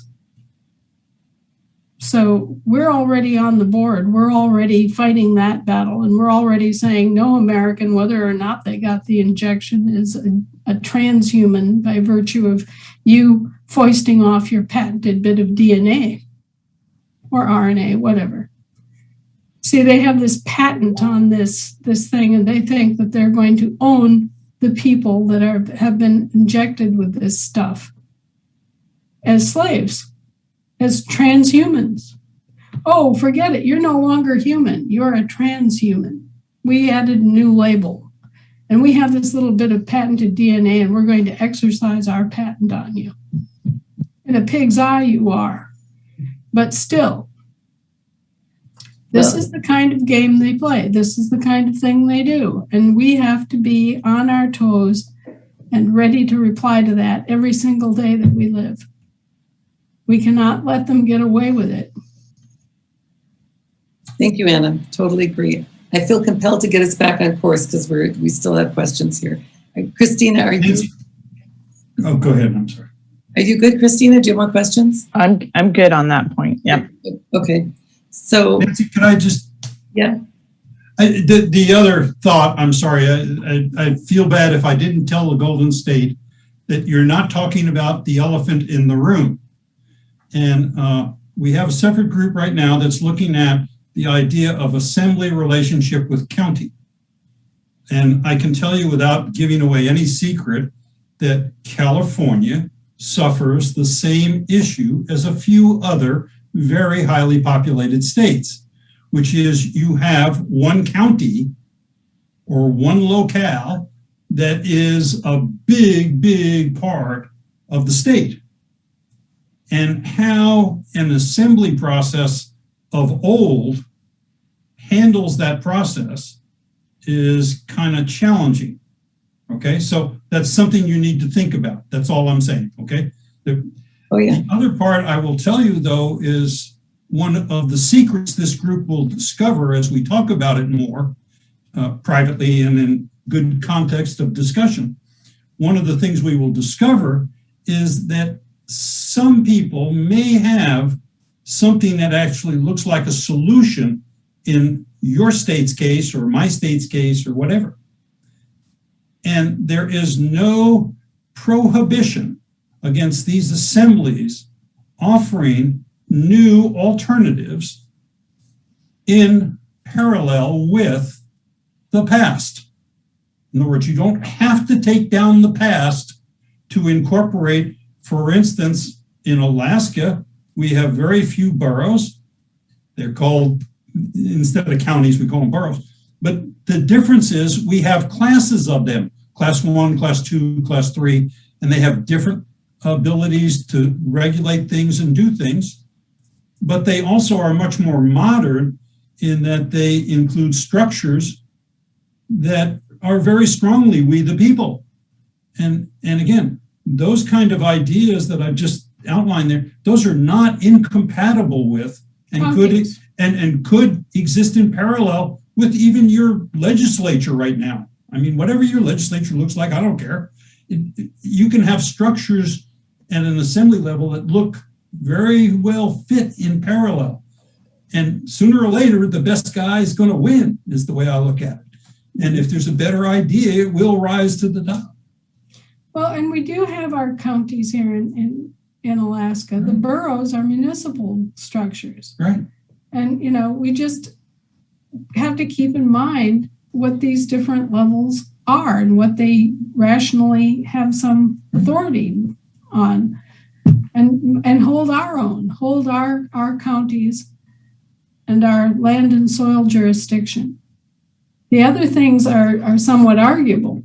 I mean, as you can see, there are actual amendments to the constitutions that talk about this. The 10th Amendment, for example, reserving all of the things that are not expressly delegated to the states and the people. We have a lot of leeway there that we can use to help define and label them instead of sitting around and letting them label us. Yeah. And some of the constitutions of the late joiners, like Alaska, have provisions that actually go beyond the federal guarantee, for instance, in terms of the Bill of Rights. The Bill of Rights here is actually stronger than in the national sense. And in the municipality I happen to live in also has, as part of its charter, a Bill of Rights that's even stronger than the states. Mm-hmm. So there's no prohibition as you doing a better job of dealing with we the people stuff. Excellent. And, it's just your creativity. There's lots of ideas out there. And frankly, if you look a little bit, you will find people that are willing to talk about it. Excellent. Well, and going forward, once we get reestablished, there will be opportunities. You're going to have to choose delegates to attend a Continental Congress. And at that Continental Congress, many things will be discussed about going forward. I mean, is it really rational for us to have a trustee relationship with Great Britain at this point in our lives and the life of our country? These are things that have to be hashed out both in the country and with other foreign powers. Okay, great. Great. I'm going to move back.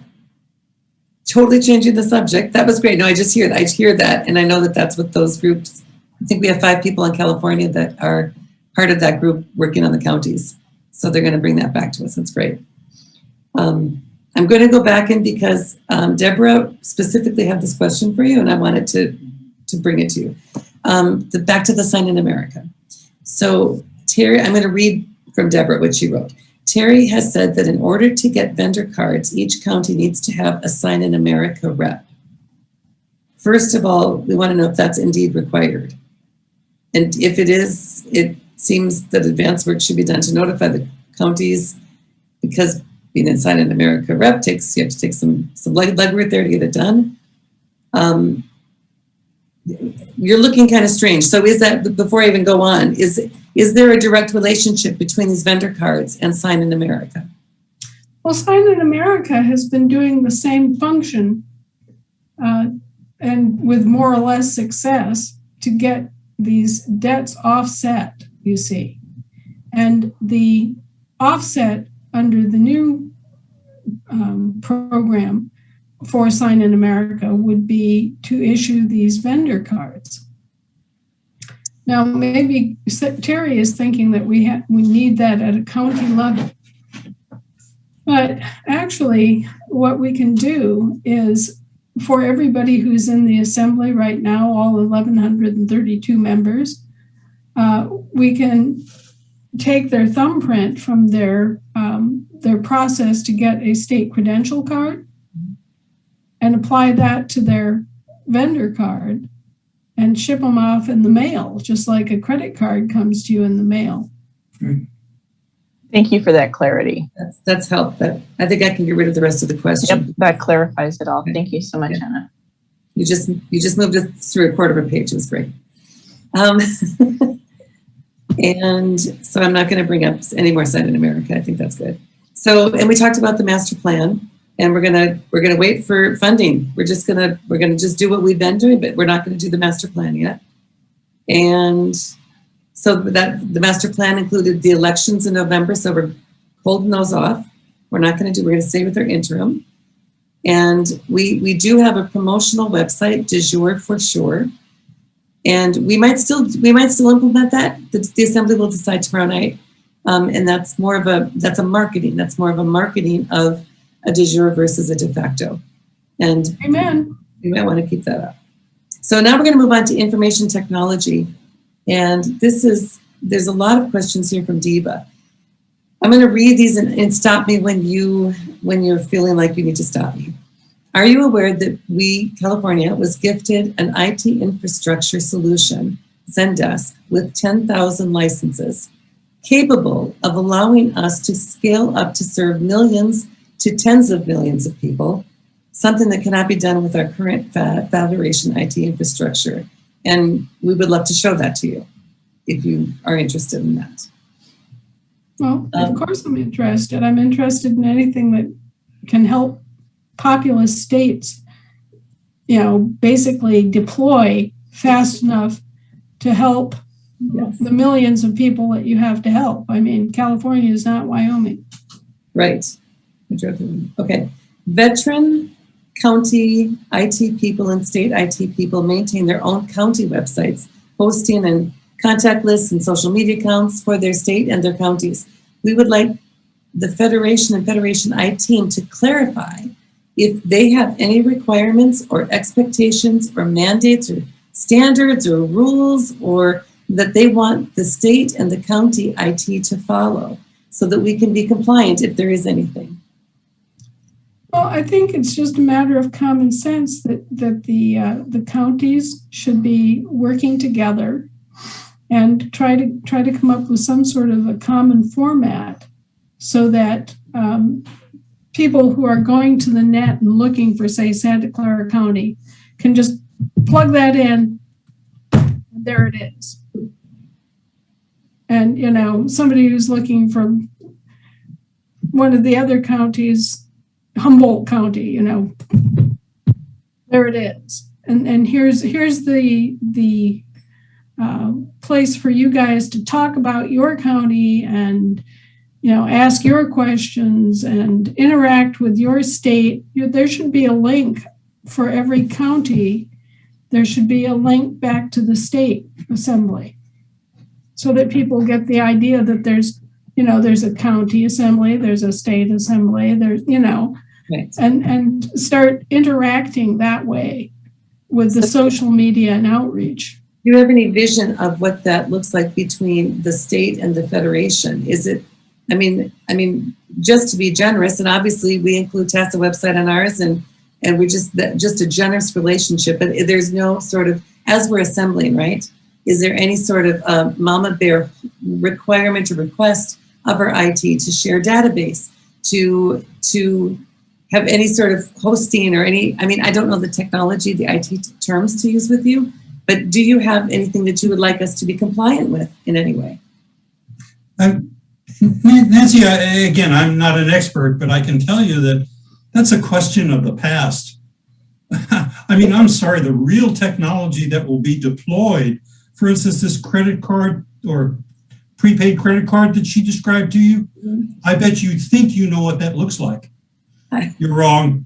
A black card? All right. It doesn't look anything like what you're thinking. It is much cooler. Imagine gluing a couple cell phones together and then putting a card or two and a driver's license on the back. And all of a sudden you're starting to get the image of what we're talking about in terms of technology. The bank that we're going to be involved in. I'm sorry, we're not buying any bricks. Nope. But we'll have kiosk type setups. Well, I think of this, and I think, but they don't even have to be in a bank. Wait a minute. Look at what you do at the cash register at the grocery store, for God's sakes. Right. So when I think about you handing out vendor cards, Bango.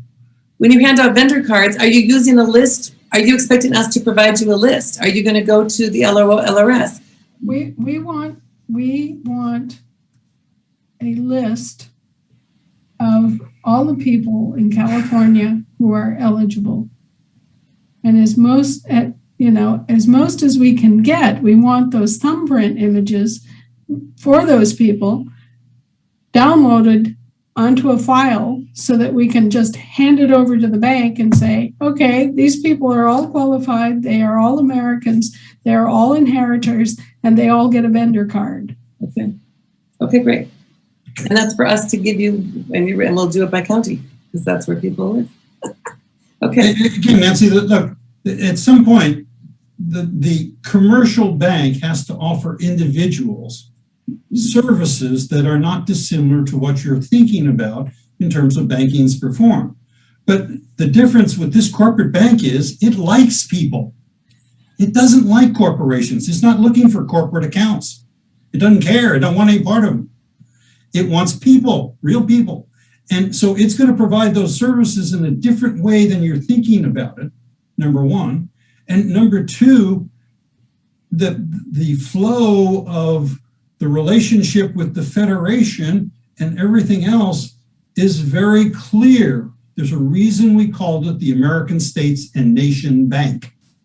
Okay? There's a lot in that name that means something, and that's the focus on we the people. And again, it may be Native people, it may be Californians, it may be whatever, okay? But that focus is going to be there, and you bet we're going to integrate. We may not be a marketing company, but we're smart enough to integrate all the information we have gathered and have on people, and more importantly, that people want included in the package. Right. Because you're going to want a vendor card. I guarantee you're going to want a vendor card. Okay. And that vendor card can serve as your passport. It can serve as your state ID. It can serve as your driver's license or travel card, depending on whether you need a driver's license for commercial business or not. It can serve as all of your other cards, all your other credit cards can be loaded onto this one card. And it's absolutely theft and hack proof. So. Okay, perfect. I would just So say, who cares? Because if we can't deliver that, we will go find somebody who can deliver something better than that.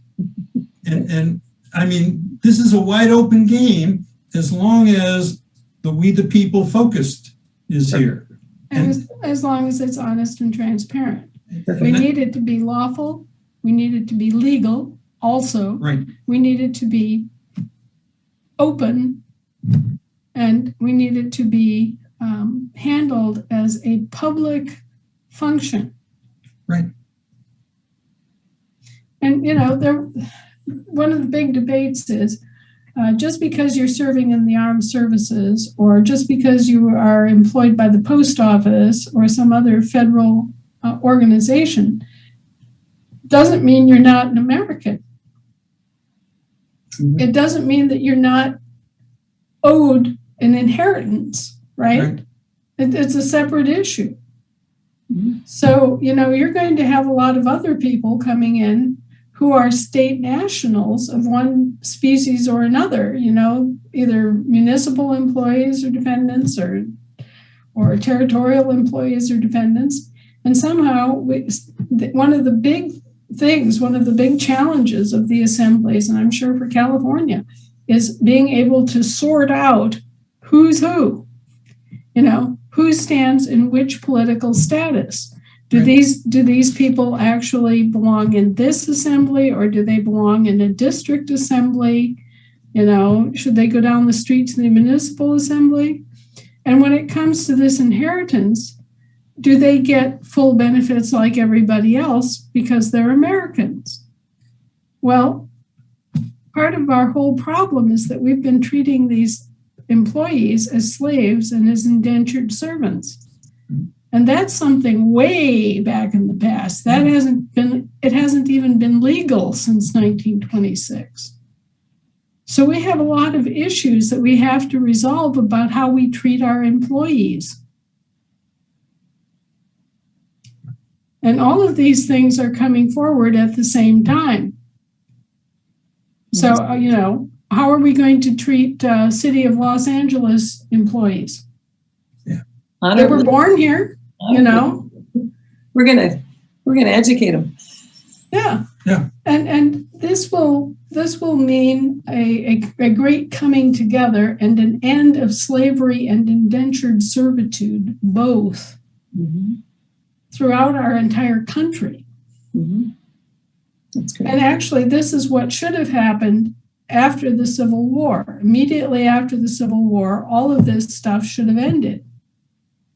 But they managed to get a claw hold, and work it. They used legal chicanery to maintain the abolishment of slavery on one hand and the public enshrinement of slavery on the other. Well, this time we're wiser. We've seen how they work. We know what they do and how they do it. And this time, when their little claw comes up and tries to grab hold, we're going to go. And they're not going to be able to do that anymore. Not to anybody, not for any reason, not to transhumans either. We're just not going to put up with it. And so when we go through this, we have lots of questions of a moral issue kind. Right. Are we going to finally, once and for all time, put an end to slavery and indentured servitude in the public sector? Excellent. Well, let's move on. Relating in honor. Okay.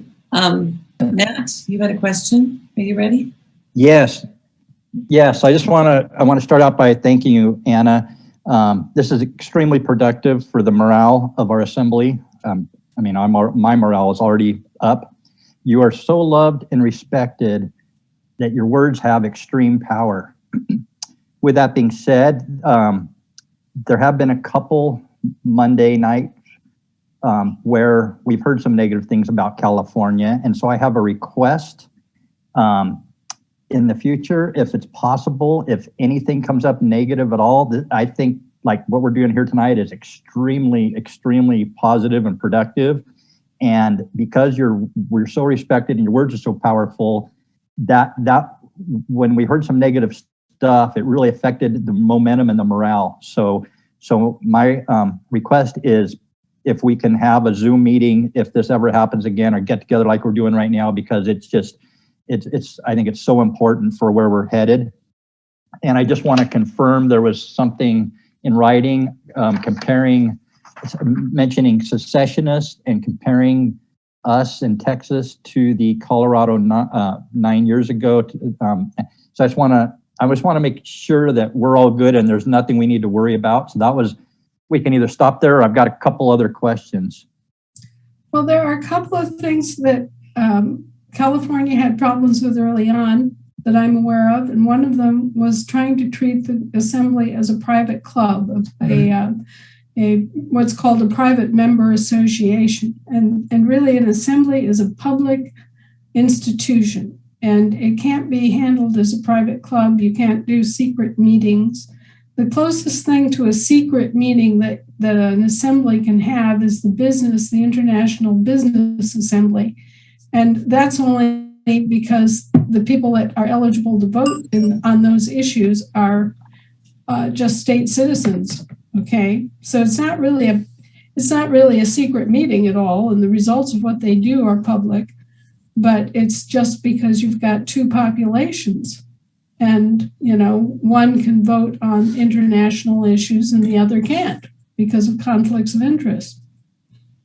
But otherwise, all the meetings are supposed to be open to discussion and to free flow of information. And it's kind of a hard thing because there's a natural human desire to want to control things and want to keep some things secret. And unfortunately, secrecy is a two-edged sword. And when you allow secrecy, you wind up with situations that are evil being sprouted in secret and then having to deal with it afterward. And so even though it's difficult to maintain that transparency and that openness, we need to. Thank you. Again, a couple more questions. We used to have the chat during your Monday night meetings where we were able to talk between states, between all across the country. Eliminating the chat keeps people from making connections with other states and enforces more of a top-down system where only, that the chairman and lead coordinators of each state hold the connections. Terry Somm being the only speaker also limits the entire country from being able to hear from a coordinator from each state that has questions for you that directly relate to their state. So would it be possible to have a different coordinator be represented for a new state each week so that we can get a better scope of the country and what they're focused on and learn what they want to be doing by seeing how their assemblies are forming? So there seems to be a control over information and connections that can be eliminated and remedied immediately by addressing those two things. So we do have a coordinators meeting every Sunday, and I drop into that as often as I can and answer questions. So we do have that goes on. You might not be aware of it, but we do that. I think maybe there's an impression that Terry is hogging the camera light or the limelight. It's actually because she has to run the network. And so, we could possibly have like a guest sort of situation where, for example, the California coordinators come on as a team and, talk about what's going on in their state and ask questions one week. And then, the coordinators from Tennessee come in and report on what's happening in Tennessee and what are the issues for Tennessee this week. And that could, spawn a lot of insight and interaction on a bigger scale. The reason the chat room went away is because WebEx doesn't support a chat room. And the reason that we had to go to WebEx is Zoom becomes really expensive when you start getting above 500 people.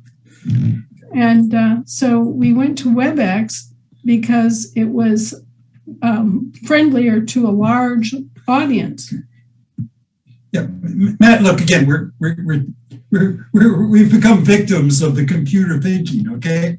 In this case, yeah. I'm going to go the other way with you. Why don't we go back? I remember working in big companies that somehow every couple weeks, you got a paragraph from a number of different areas within the company, and they told you at least what in a major sense they were working on or had accomplished or whatever thing you want. So all you need to do that, frankly, in this day and age is email and an editor.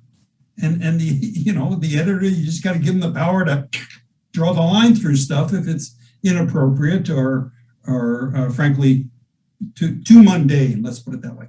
But that's a way for people to share. And if you're given a chance to put something out to the other people, that's starting to get pretty transparent. And it kind of opens up doors, especially if the commenter has an email address at the bottom of what they say. I mean, I can tell you my email is heinz.harold@gmail.com, and that's HEINZE. And I mean, you can send me an email anytime you want, okay? Doesn't mean I'm going to do anything with it, but you can certainly send it up to me. And if it's good stuff, I'm not proud. I'll use it. And there's lots of other people out there that do the same thing. There's a lot of assemblies looking for ideas. And help. That's why I thought the chat was so helpful, where we could actually communicate with across the country during I know. But you see, there's nothing that prohibits 2 people or 3 people or 9 people, if they have each other's emails, of establishing a conversation. Right. I talked to high school graduates of mine from 55 years ago, okay, on the Zoom, all right? And it's because of the email contact led to that. Well, and one of the things is, look, you have all these different, you have the Jural Assembly, for example, and within the Jural Assembly, say you set up a litigation committee. Well, as this thing grows, there's really no reason that the members of the litigation committee couldn't have a direct contact to someone from the living law firm when they have questions about how to pursue something. Yeah. And as this whole thing spools up, when you have questions about, is it proper for a General Assembly to directly address the United Nations? There are all sorts of things, even diplomatic issues that the assemblies are going to have to develop their ways and means of addressing. And these huge issues, like how do we treat our public employees? What do we expect of them? What do we demand? What do we give them back? How do we treat Americans who are working at a federal level? Huge questions, and everybody has to be involved in this kind of brainstorming effort to get to the best answers. So expediting that, certainly, Matt, is a very important part. Yeah. And, loss of the chat room, is there some way that we could replace that by a chat? Just instead of having, I think it's important the Monday night seminars bring everybody up to date with the Federation issues. That's what they're really intended to do. But there's really no reason that we couldn't have a national chat. Telegram channel. Thank you, Anna. Appreciate it. All right, thank you, Matt. Christina, did you want to take the?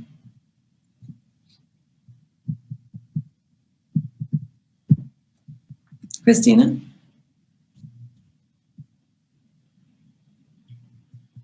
I don't know if she's listening. I don't know if she's listening. Christina? Hi. Your turn, honey. Christina? We don't hear you. She's muted, I think.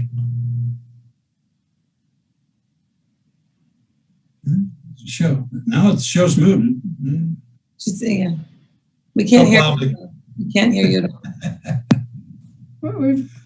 We've lost contact. Just But if you figure it out, Christina, I'm gonna move on here.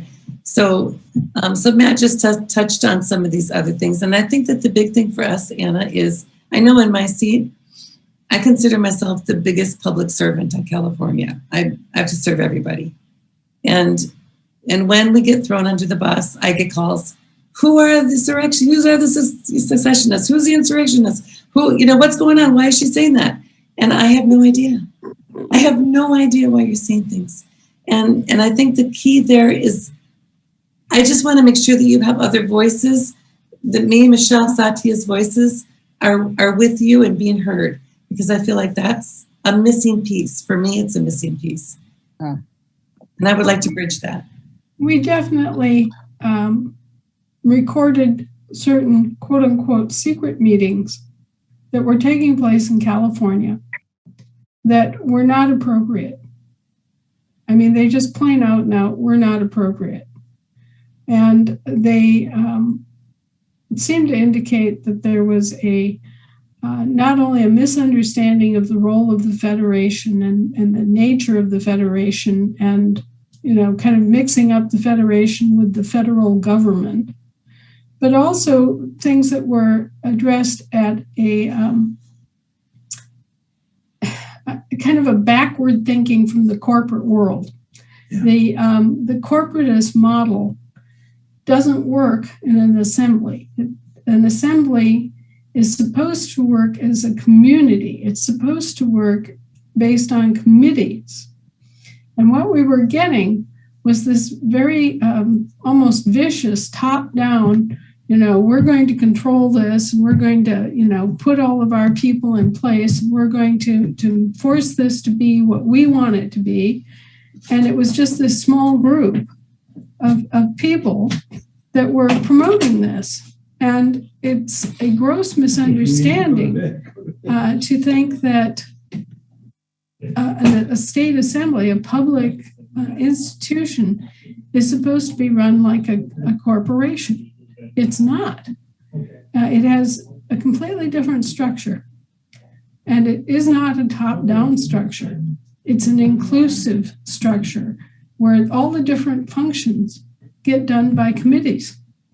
And, at the beginning, those committees may have only 2 people. You might only have one person at some point working on a committee subject, a project, But there was a definite movement there in California at the time I said that, and we were well aware of it, that indicated that people, at least some people in the leadership at that point, were going toward the secret meetings, the top-down structure, the kind of political manipulation to try to get just their friends and their cronies in positions, and that they were blaming the Federation for things that were actually, if you want to be brutally honest about it, actually problems of the assembly that didn't have anything to do with us, but we were responsible for in terms of ensuring the honesty of the treasurer functions and the money issues. Because you can't have people going around giving, in some cases, $8,000, $10,000, $15,000 to the California Assembly effort and then have no accountability to show for it. And so we became concerned, and we basically became aware that there were efforts underway in California to kind of promote the corporate model instead of the assembly model. And we have the same problem, by the way. It's not just California by any stretch, but we fight the same battle with many of the assemblies because, let's face it, we all came from a corporate model background. This is what we're used to. This is what we grew up with. This is what we were trained to participate in, is a corporate model. And so, there's a deep indoctrination toward the corporate model, toward the top-down, compartmentalized. Everybody has their function, and you just work like cogs and wheels, right? But that's not the American way. The American way is to work as a community and to work together on a committee basis to solve problems. And so we're trying to teach an entirely new, for us, model of community working together. And it's a real battle because new people come into the assemblies and they bring the corporate model with them. And they don't even realize there's anything different about the assembly. So they get into an assembly and they start building the corporate model they're familiar with. And it's almost like, you know, on one hand, you don't want to tell them that they're bad or they're wrong because from their perspective, they don't know anything else. And it's hard to get them, you know, tuned into a new way of doing things. And you don't want to discourage them. But, you know, at the other hand of it, if we just let that go on, what happens is they wind up rebuilding the same old monster we're trying to get away from. We want to get away from corporate feudalism. We don't want a corporate structure.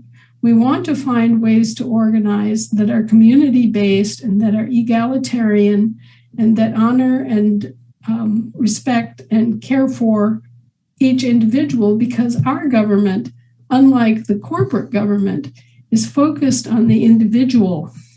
Right.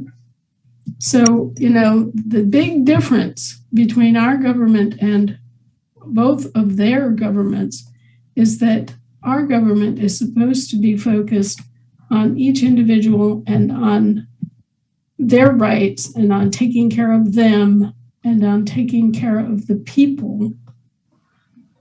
So we would like to start anew, and we would just like to ask that going forward, that if you are aware of those things, that you come to us first before it's reported out on to the nation. That's all we're asking for. Okay. Well, see, now I was astounded that nobody knew that they could just get in contact with me directly and didn't have to go through Terry. What was your number again, Anna? Yeah, I couldn't find your number. So anyway, we'll put it in the chat.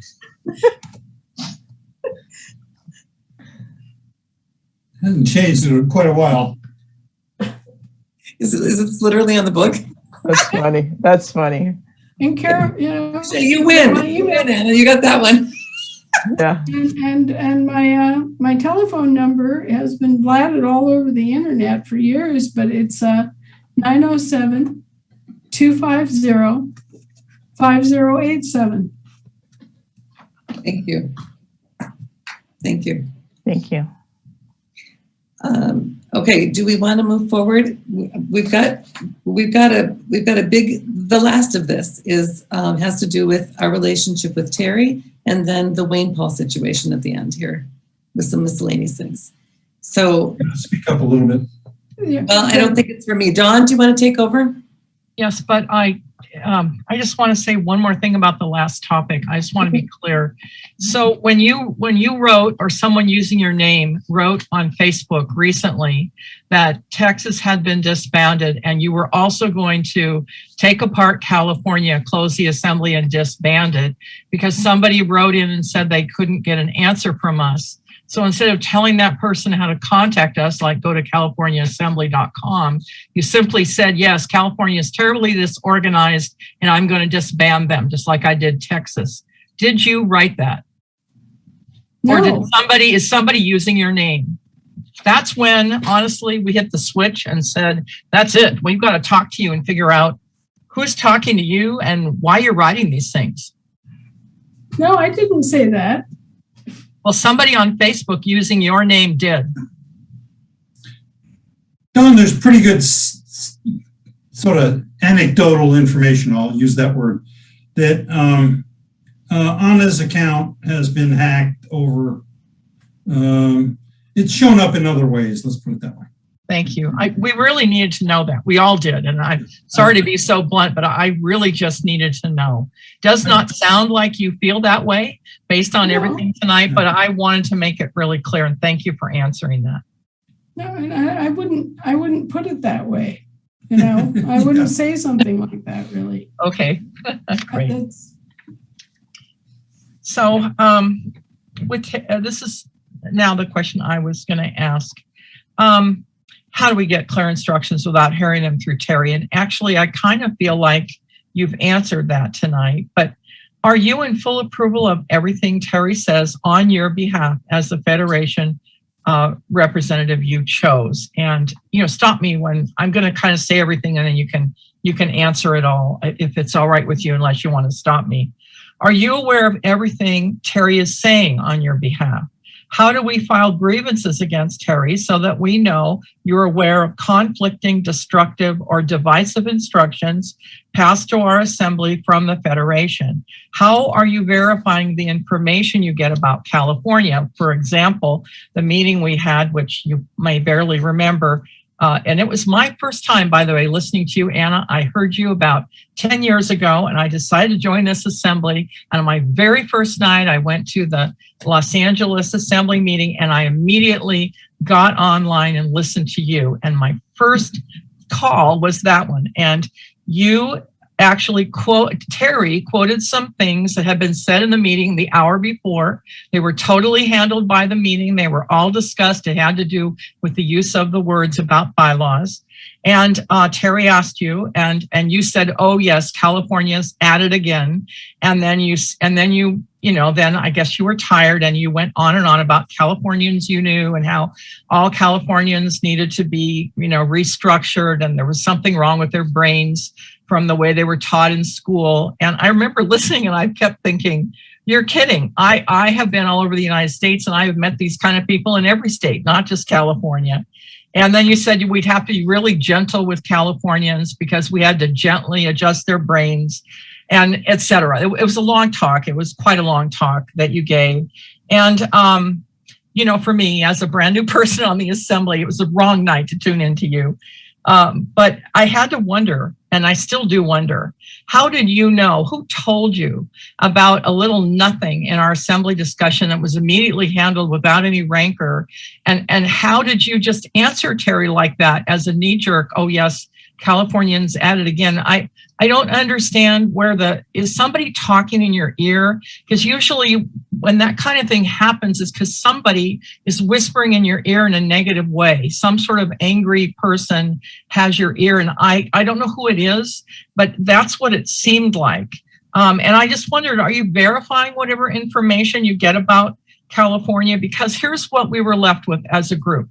We started to suspect there were some saboteurs within the California Assembly that were giving false and slanted information to you somehow through Terry, because Terry's the one that said that on your national program. I hear California is talking about bylaws. And, anyway, there was this whole snide thing about it. So I don't understand who is talking to you. How did you know an hour later? Well, I wind up being kind of spy central. Whether I want that role or not, everybody always reports to me. And perhaps that's a good thing, because it's enabled us to avoid some very serious bad things happening. We've been able to stay ahead of some of the manipulations of both the British territorial and the municipal government as a result.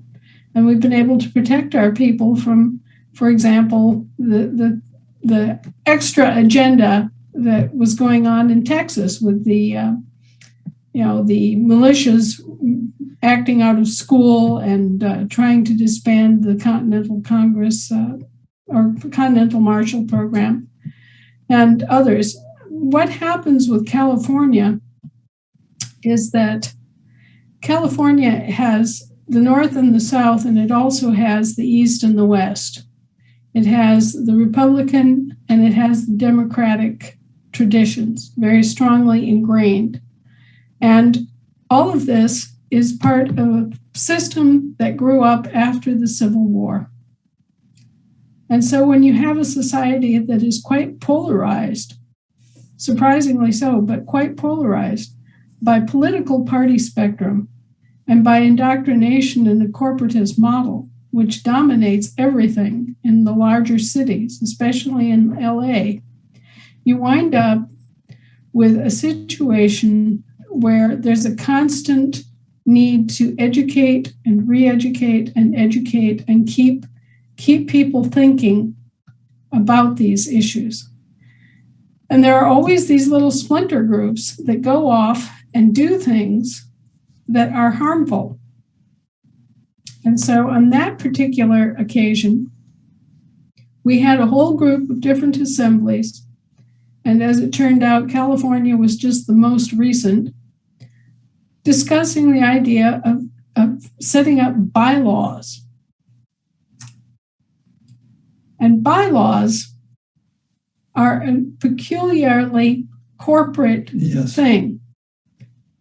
Assemblies don't have bylaws, and corporations do.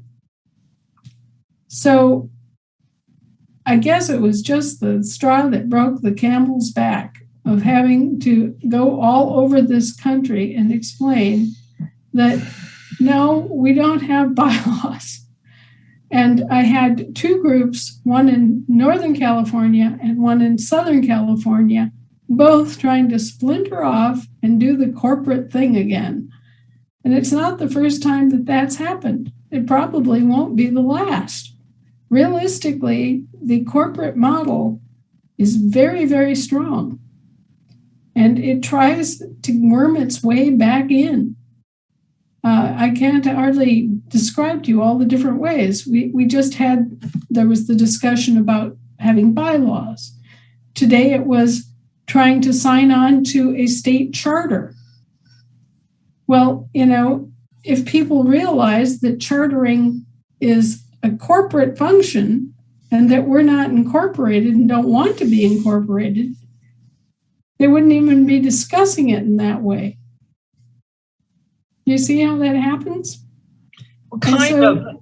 But let's say that our assembly, which at the time it was, and I was brand new, I didn't realize the scope of the problem.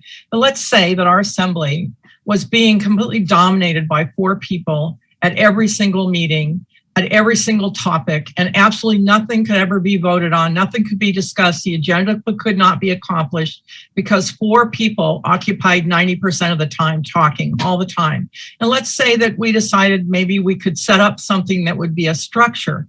But do you think that teaches us in an assembly how to do it by shaming us on national talks? I don't understand how that's constructive. Well, it wasn't constructive in terms of showing you what to do. It was definitely a slap in the face for what not to do. But part of it is that it wasn't directed toward you. It was directed toward certain specific people who knew who they were, who were engineering this in the background. They were actually striving to take the California Assembly off the tracks. They were trying to turn you into another corporation. And, if we allow them to succeed at that, then they just rebuild the same old monster.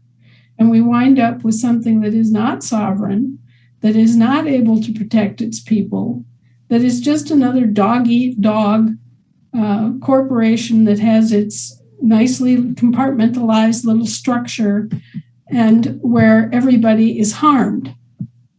And so I react rather strongly when I see the corporatists at work. And some of this is not even conscious. I realize that some of it isn't conscious because people have grown up in the corporate model and that's what they do because it's all that they know. And they're not thinking about it in terms of what are alternatives. What do we have in terms of the human past where we've operated on different assumptions and used different structures than the corporate model? And that's something you have to learn over time. That's something everybody has to learn, has to think about it. Anna? And in the meantime, I'm just trying to keep this all alive and going and fast forwarding so that we have the time and the chance to do that. As it turned out, the people that were doing this in California left. They went to the district assembly. God bless them. I pointed out this was what they needed to do, and they just went, and now they're happy. I heard from them last week. They're like pigs in slop. They went to the district assembly, and they're in the midst of a corporate milieu, and they're politicking with the Republicans and the Democrats, and they're home. And they're still aware that they're Americans, which is the good part of that whole interaction. Because before that, they weren't thinking of themselves as Americans. They were thinking of themselves as U.S. citizens only. And now they have a different perspective, and they're friendly toward us, and they realize the difference, and they realize that they're happier and more at home with the district assembly. But they still realize who we are, and they still support what we're doing. It's just not for them. Okay? Dawn, I listened to you, and I believe your sensitivity to what's said about you as Californians is very reasonable, what you've reflected, okay? I think that's very reasonable. I think I guess the point I would make on the other side of it is that we haven't been very creative in how to deal with some bad situations. If we've waited too long in a couple of cases, we've gotten ourselves in such a box that the best thing would have been just to go in there with a shotgun, frankly, and get it over with. And maybe the people that were going to ask us to provide evidence and things like that, we get them in the room too, okay? But that's not a good solution, and I'm not proposing that in any way, shape, or form. On the other hand, we have not developed, and maybe we should develop something that looks more like a go stand in the corner. And maybe we need some way to just say to each other, look, this is, we're getting kind of rocky, and why don't we both shut up for a while and think about what we're doing or not doing, and see if we can find some way to sort of sort it out. Because I will tell you that Anna speaks for herself, and she speaks very clearly, and everything else. But I see a lot of stuff. I mean, it's not mine to deal with, but I see it go by, and I have no editorial privilege in this deal. Okay, and it's duties as assigned for me. But the deal is that your sensitivity is correct. Okay, I don't differ with that one iota. Okay, and maybe we're just not being sensitive enough to your sensitivities. And I'll accept that, okay? And that's just, maybe we need a better solution.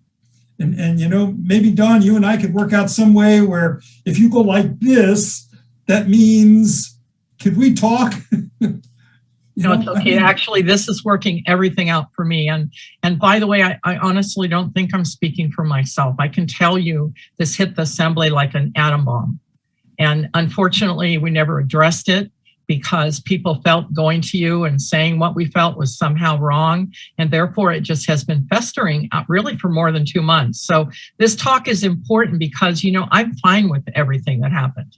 I think we just needed to kind of say how we felt when that happened and have you receive it. And I feel like you're listening. I feel totally heard. And on behalf of the whole assembly, I'm deeply grateful to you that you've been willing to have this talk.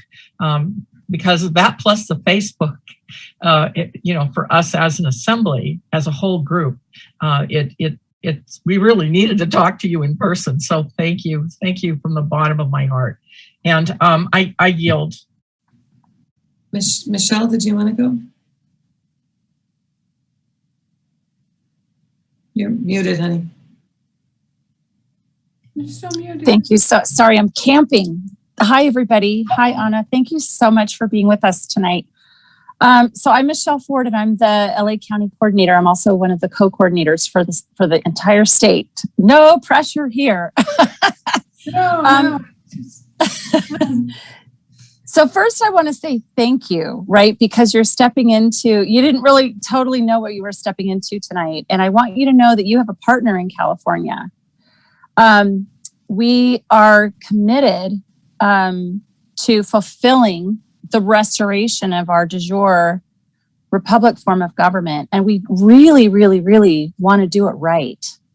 And so we look to you as a mentor, as a trusted advisor, as someone we really love and care for.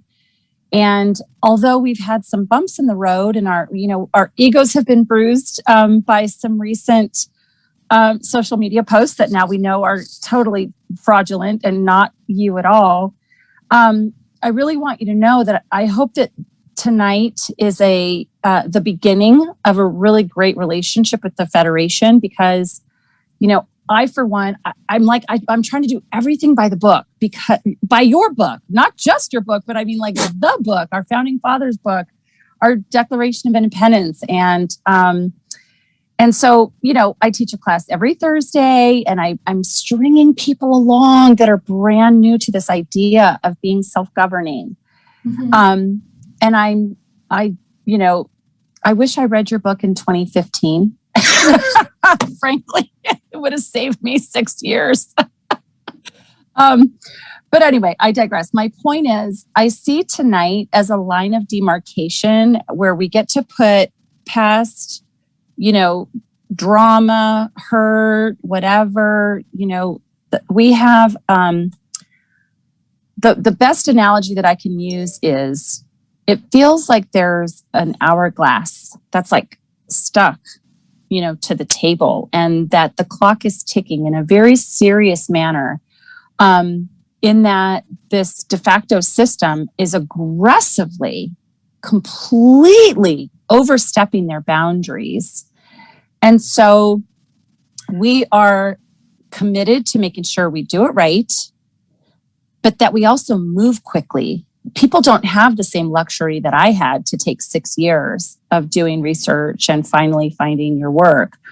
Some people on this assembly have been doing this for 20 and 30 and 40 years, navigating this whole system. So I guess my question for you is, what could we do in terms of partnership to make sure that we can move speedily along with integrity, with honor, and having open lines of continuous communication with you, such that we can take leaps and bounds?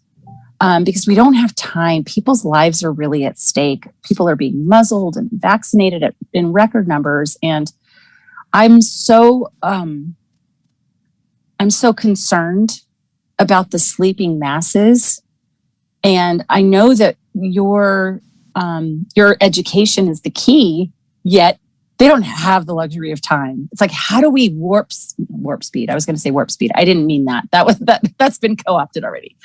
But like, how do we like get them quicker into our de jure form of government, such that we can shepherd in our restored government? Well, I hate to say this because it sounds kind of cynical, or maybe as if I don't have proper faith in human nature.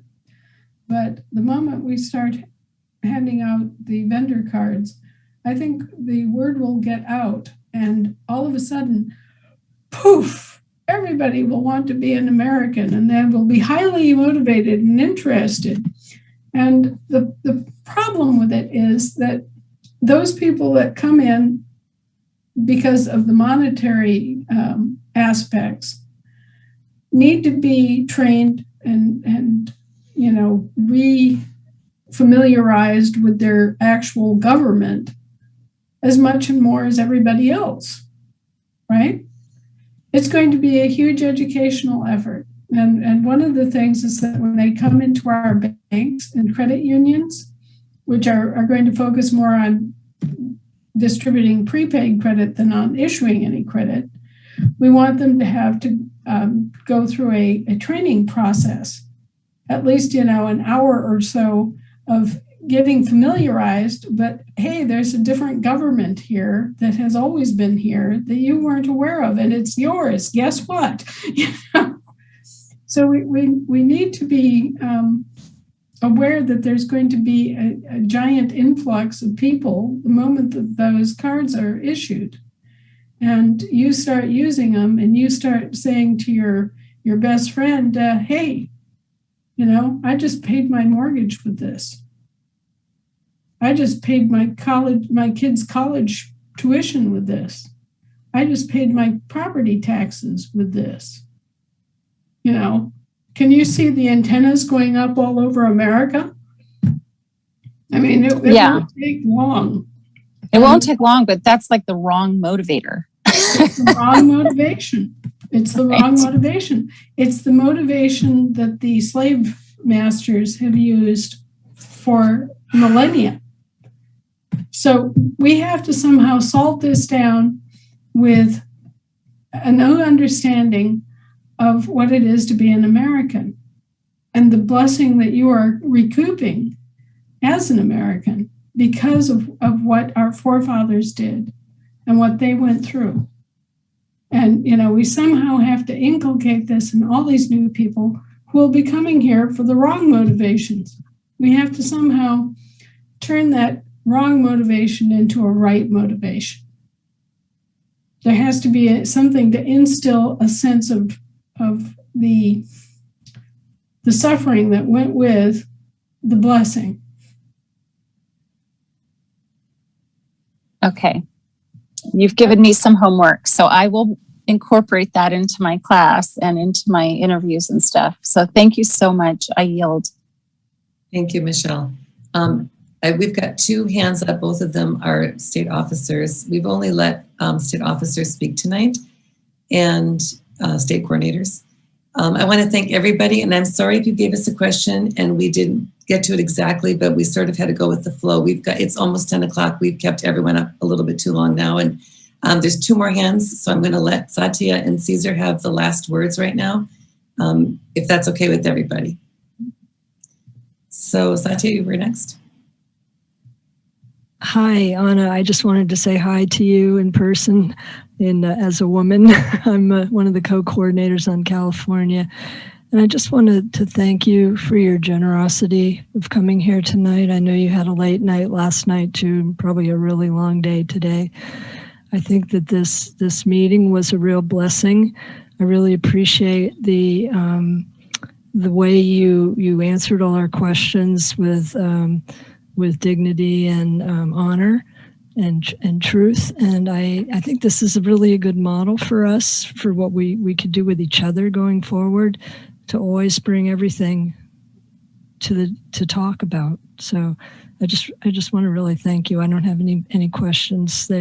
You've answered them all. Thank you. Thank you, Satya. Caesar? Hi, Anna. First of all, thank you for coming to our meeting. I really appreciate it. I am the recorder in California, and I have some question regarding immigration. I know you've been saying that anybody that has been in the state for over 7 years could apply to file the documents to become a state national. I have some reservation regarding this.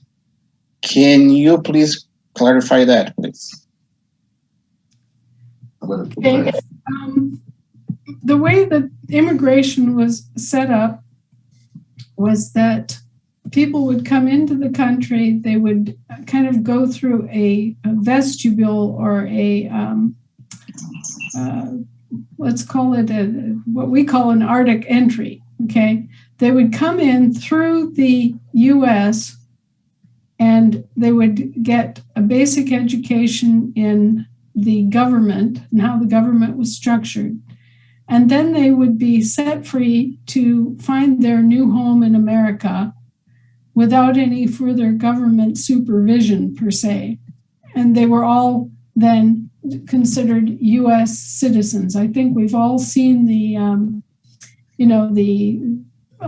film versions of people taking their oath to preserve the constitutions and, to be good American citizens, and blah, blah. So that's the typical route of becoming a citizen. You become a U.S. citizen, and then you go and you decide where you're going to live, and you establish a home in a state for a year and a day, and then you are free to adopt that state, provided that you haven't taken any public assistance, like, you haven't been on welfare during that year, and you haven't committed a felony during that year. Now, that's the way that most people immigrated to this country. They came in through, Ellis Island, or they came in through Baton Rouge, or they came in through one of the other major seaports. They applied to be U.S. citizens, and then they went out into the country and they adopted state citizenship or state national status after they had lived in that particular state for a period of a year and a day.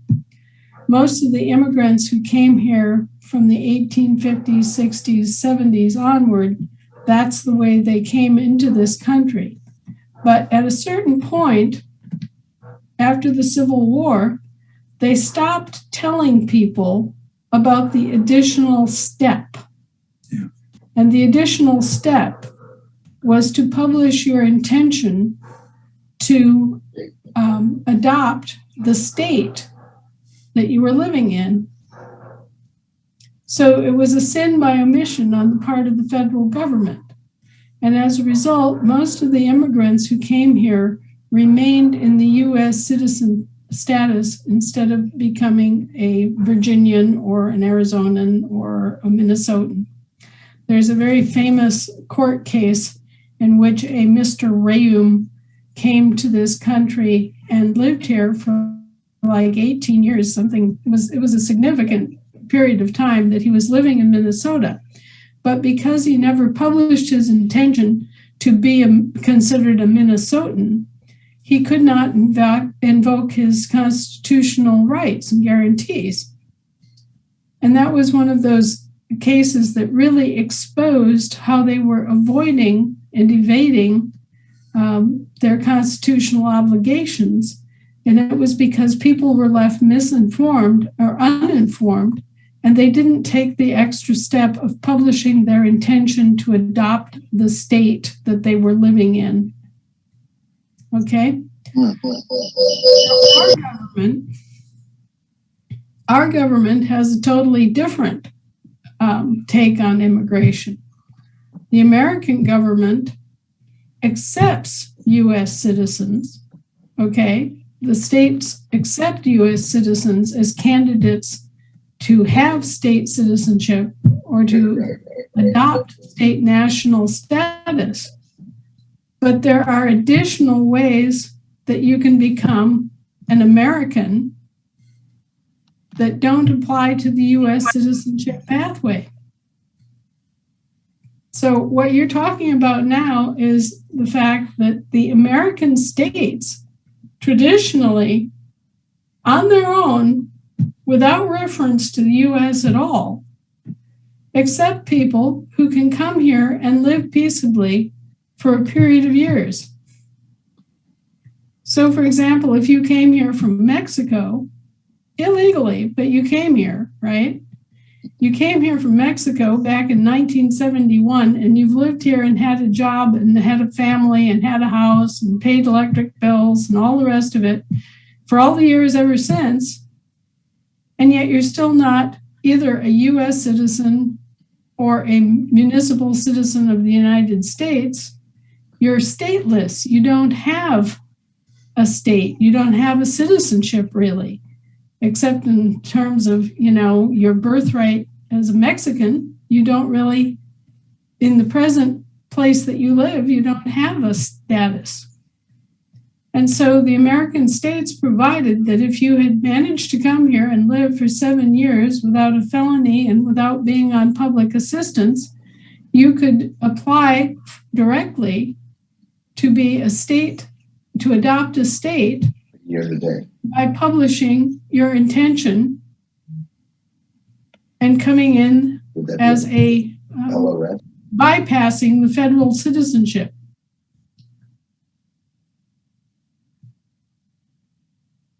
Caesar, you're muted.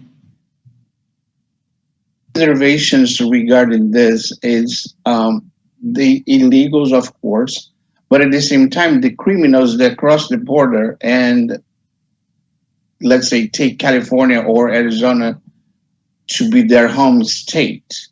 How we're going to manage their situation, because back in the 1800s, we didn't have so many criminals that we have nowadays in our state. How can we give them basically a credential, which is a get out of jail free card, and be responsible for those documents? Well, if they're a criminal, they shouldn't have been here for 7 years or more with no felony record and no public assistance. And if they've managed to do that, then we have covered our due diligence by making them prove that they've been here for that number of years without having created any problems for anybody. Or the requirements. Okay, thank you. I yield. Okay, Caesar, thank you. I'm not taking any more hands. Please lower your hands, everybody. Greg, go ahead. Maybe one thing, that I can say that will comfort Caesar.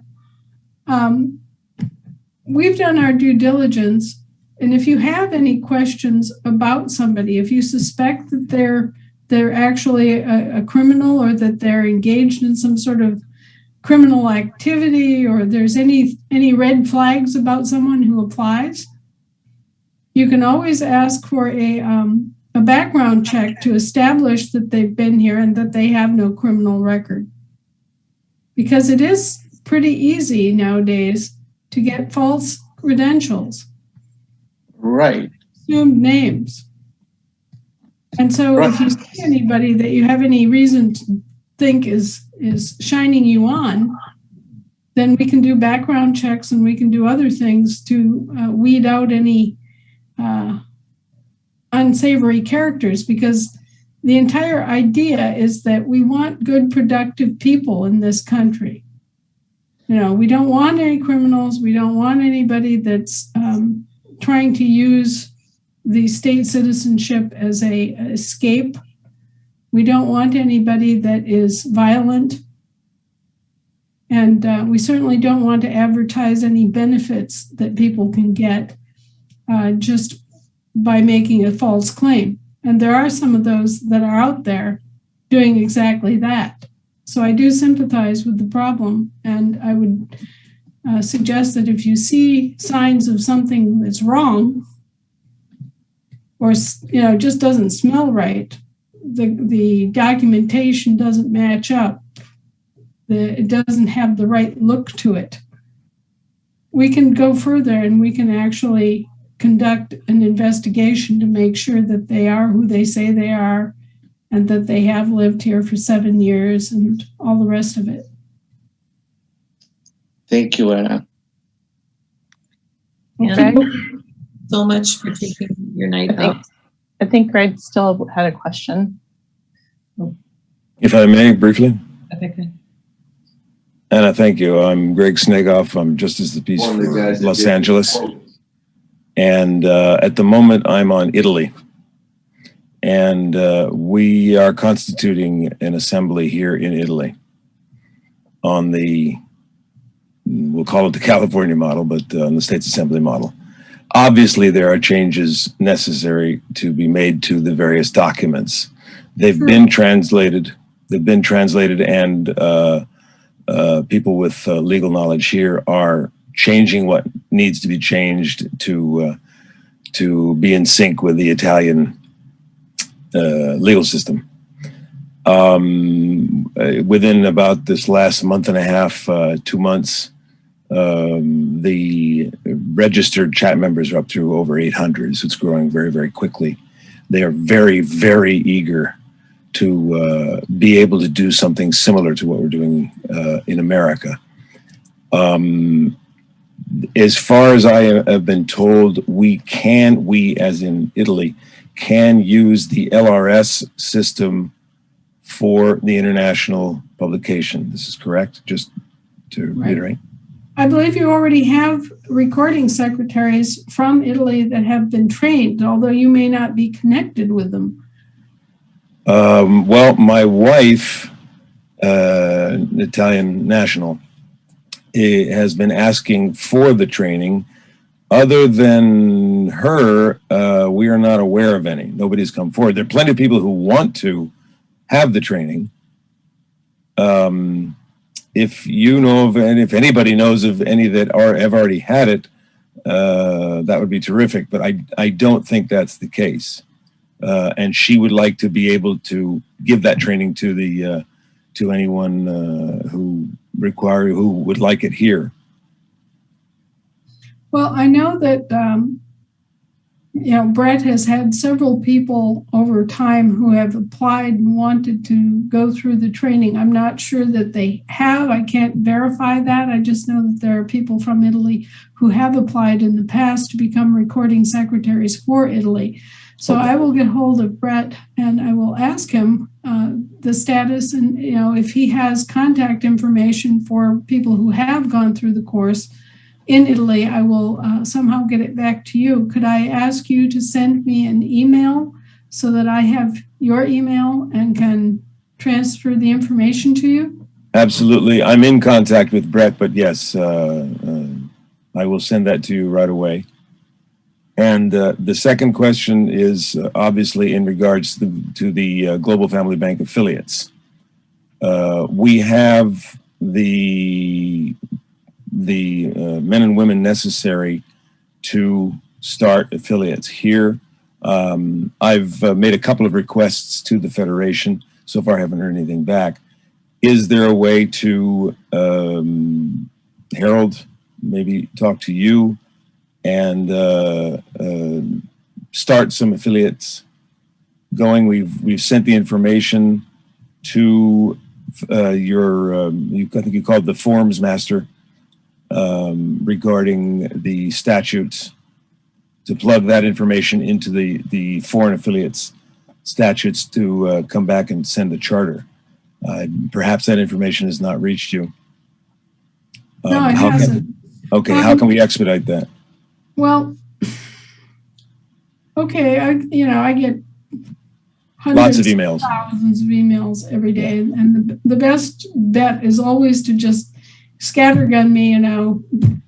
Send me one every hour for a day, and somewhere in there it'll show up, right? Okay, but, all right. What we do when we get those requests, we get the names and addresses of the founders of the bank and the officers and the name of the bank that you chose. And then we put it into a format and we send it back to you for signatures. And when you get that done, you distribute the copies in a specific way. You send one back, you keep the rest of them there and distribute them to the officers. And after that, there's a one-page bank treaty. It's a rarity among bank treaties, believe me, because they're sure long-winded and ugly. But we have a one-page bank treaty with the Global Family Bank. Yeah. And so you become an affiliate with the Global Family Bank, and that immediately gives you 4 banks. 2 commercial banks that can talk to each other, and 2 international trade banks. Now, as the assets go back to the Global Family Bank, it gets distributed out to each country, right? So you'll have a component of assets that are gold and silver that belong to Italy, and you'll have a commercial credit that belongs to Italy for Sure. prepaid credit, Mhm. because every country that has a national debt also has a national credit coming, right? They're very, very sensitive to Basel III here, probably more than we are in America. So Oh, they're yeah. very, very eager to get that safety net going. Right, and they're right to be concerned. The Europeans in general are more aware of world history and of our situation even than we are, which is, True. you know, it's rather humbling when you consider that somebody from France or England is more familiar with our problem than we are because they've lived with it longer and they've had the same basic problems. So anyway, they will then be able to issue their own card, their own vendor card, and they'll have to choose what kind of emblem they want to put on it. You know, I'm sure they'll have a specific coat of arms or a specific flag or something that means something to them as a nation. Mhm. They can use as their emblem on their card. And then the cards get distributed as soon as the basically the equivalent of the state credentials are done, because we take that thumbprint and use that as the thing that unlocks the card. It cannot be unlocked by anybody but you. Okay. So it's a biometric identifier, and the card has a lot of functions. The card can serve as a passport Sure. or travel card. It can serve as a combined credit card. You can load MasterCard, Visa, American Express, all that stuff you can load onto this one card. It can act as an international ID, and it gives you access to your national credit so that you can pay off bills that come to the municipal persons. You know, the utility bills, the mortgages, the property taxes, all of that stuff can be paid using the vendor card. And so, Greg, I'd suggest if, as you shotgun Anna, forward me one of them and just put personally and just put arrivederci on it, and next week or so I'd pick it up, okay? Okay. And I just can get you to a better trash pile than everybody else. Okay, I will do that. Thank you very much. With that, I'm sorry, what? I say I do get totally overwhelmed at times. I would imagine. Thank you very much for your time here. I yield. Anna, with that, a reminder, I'm just reminded this in the chat. Thank you, James and Diva. The Zendesk could be your solution for your clogs in your emails. What it did, you could have 17,000 people, whoever you want, whoever you assign to look at incoming emails and answer them for you so you don't have to, and just make sure that they answered correctly as you choose. It could be great for you, and we've got it ready to go if you would like to use it. Okay, well, it's something I'd like to discuss and learn more about. Yeah. I've obviously had lots of people pretending to be me already. So Yes. I'm just now trying to get back control of my Facebook account, you know?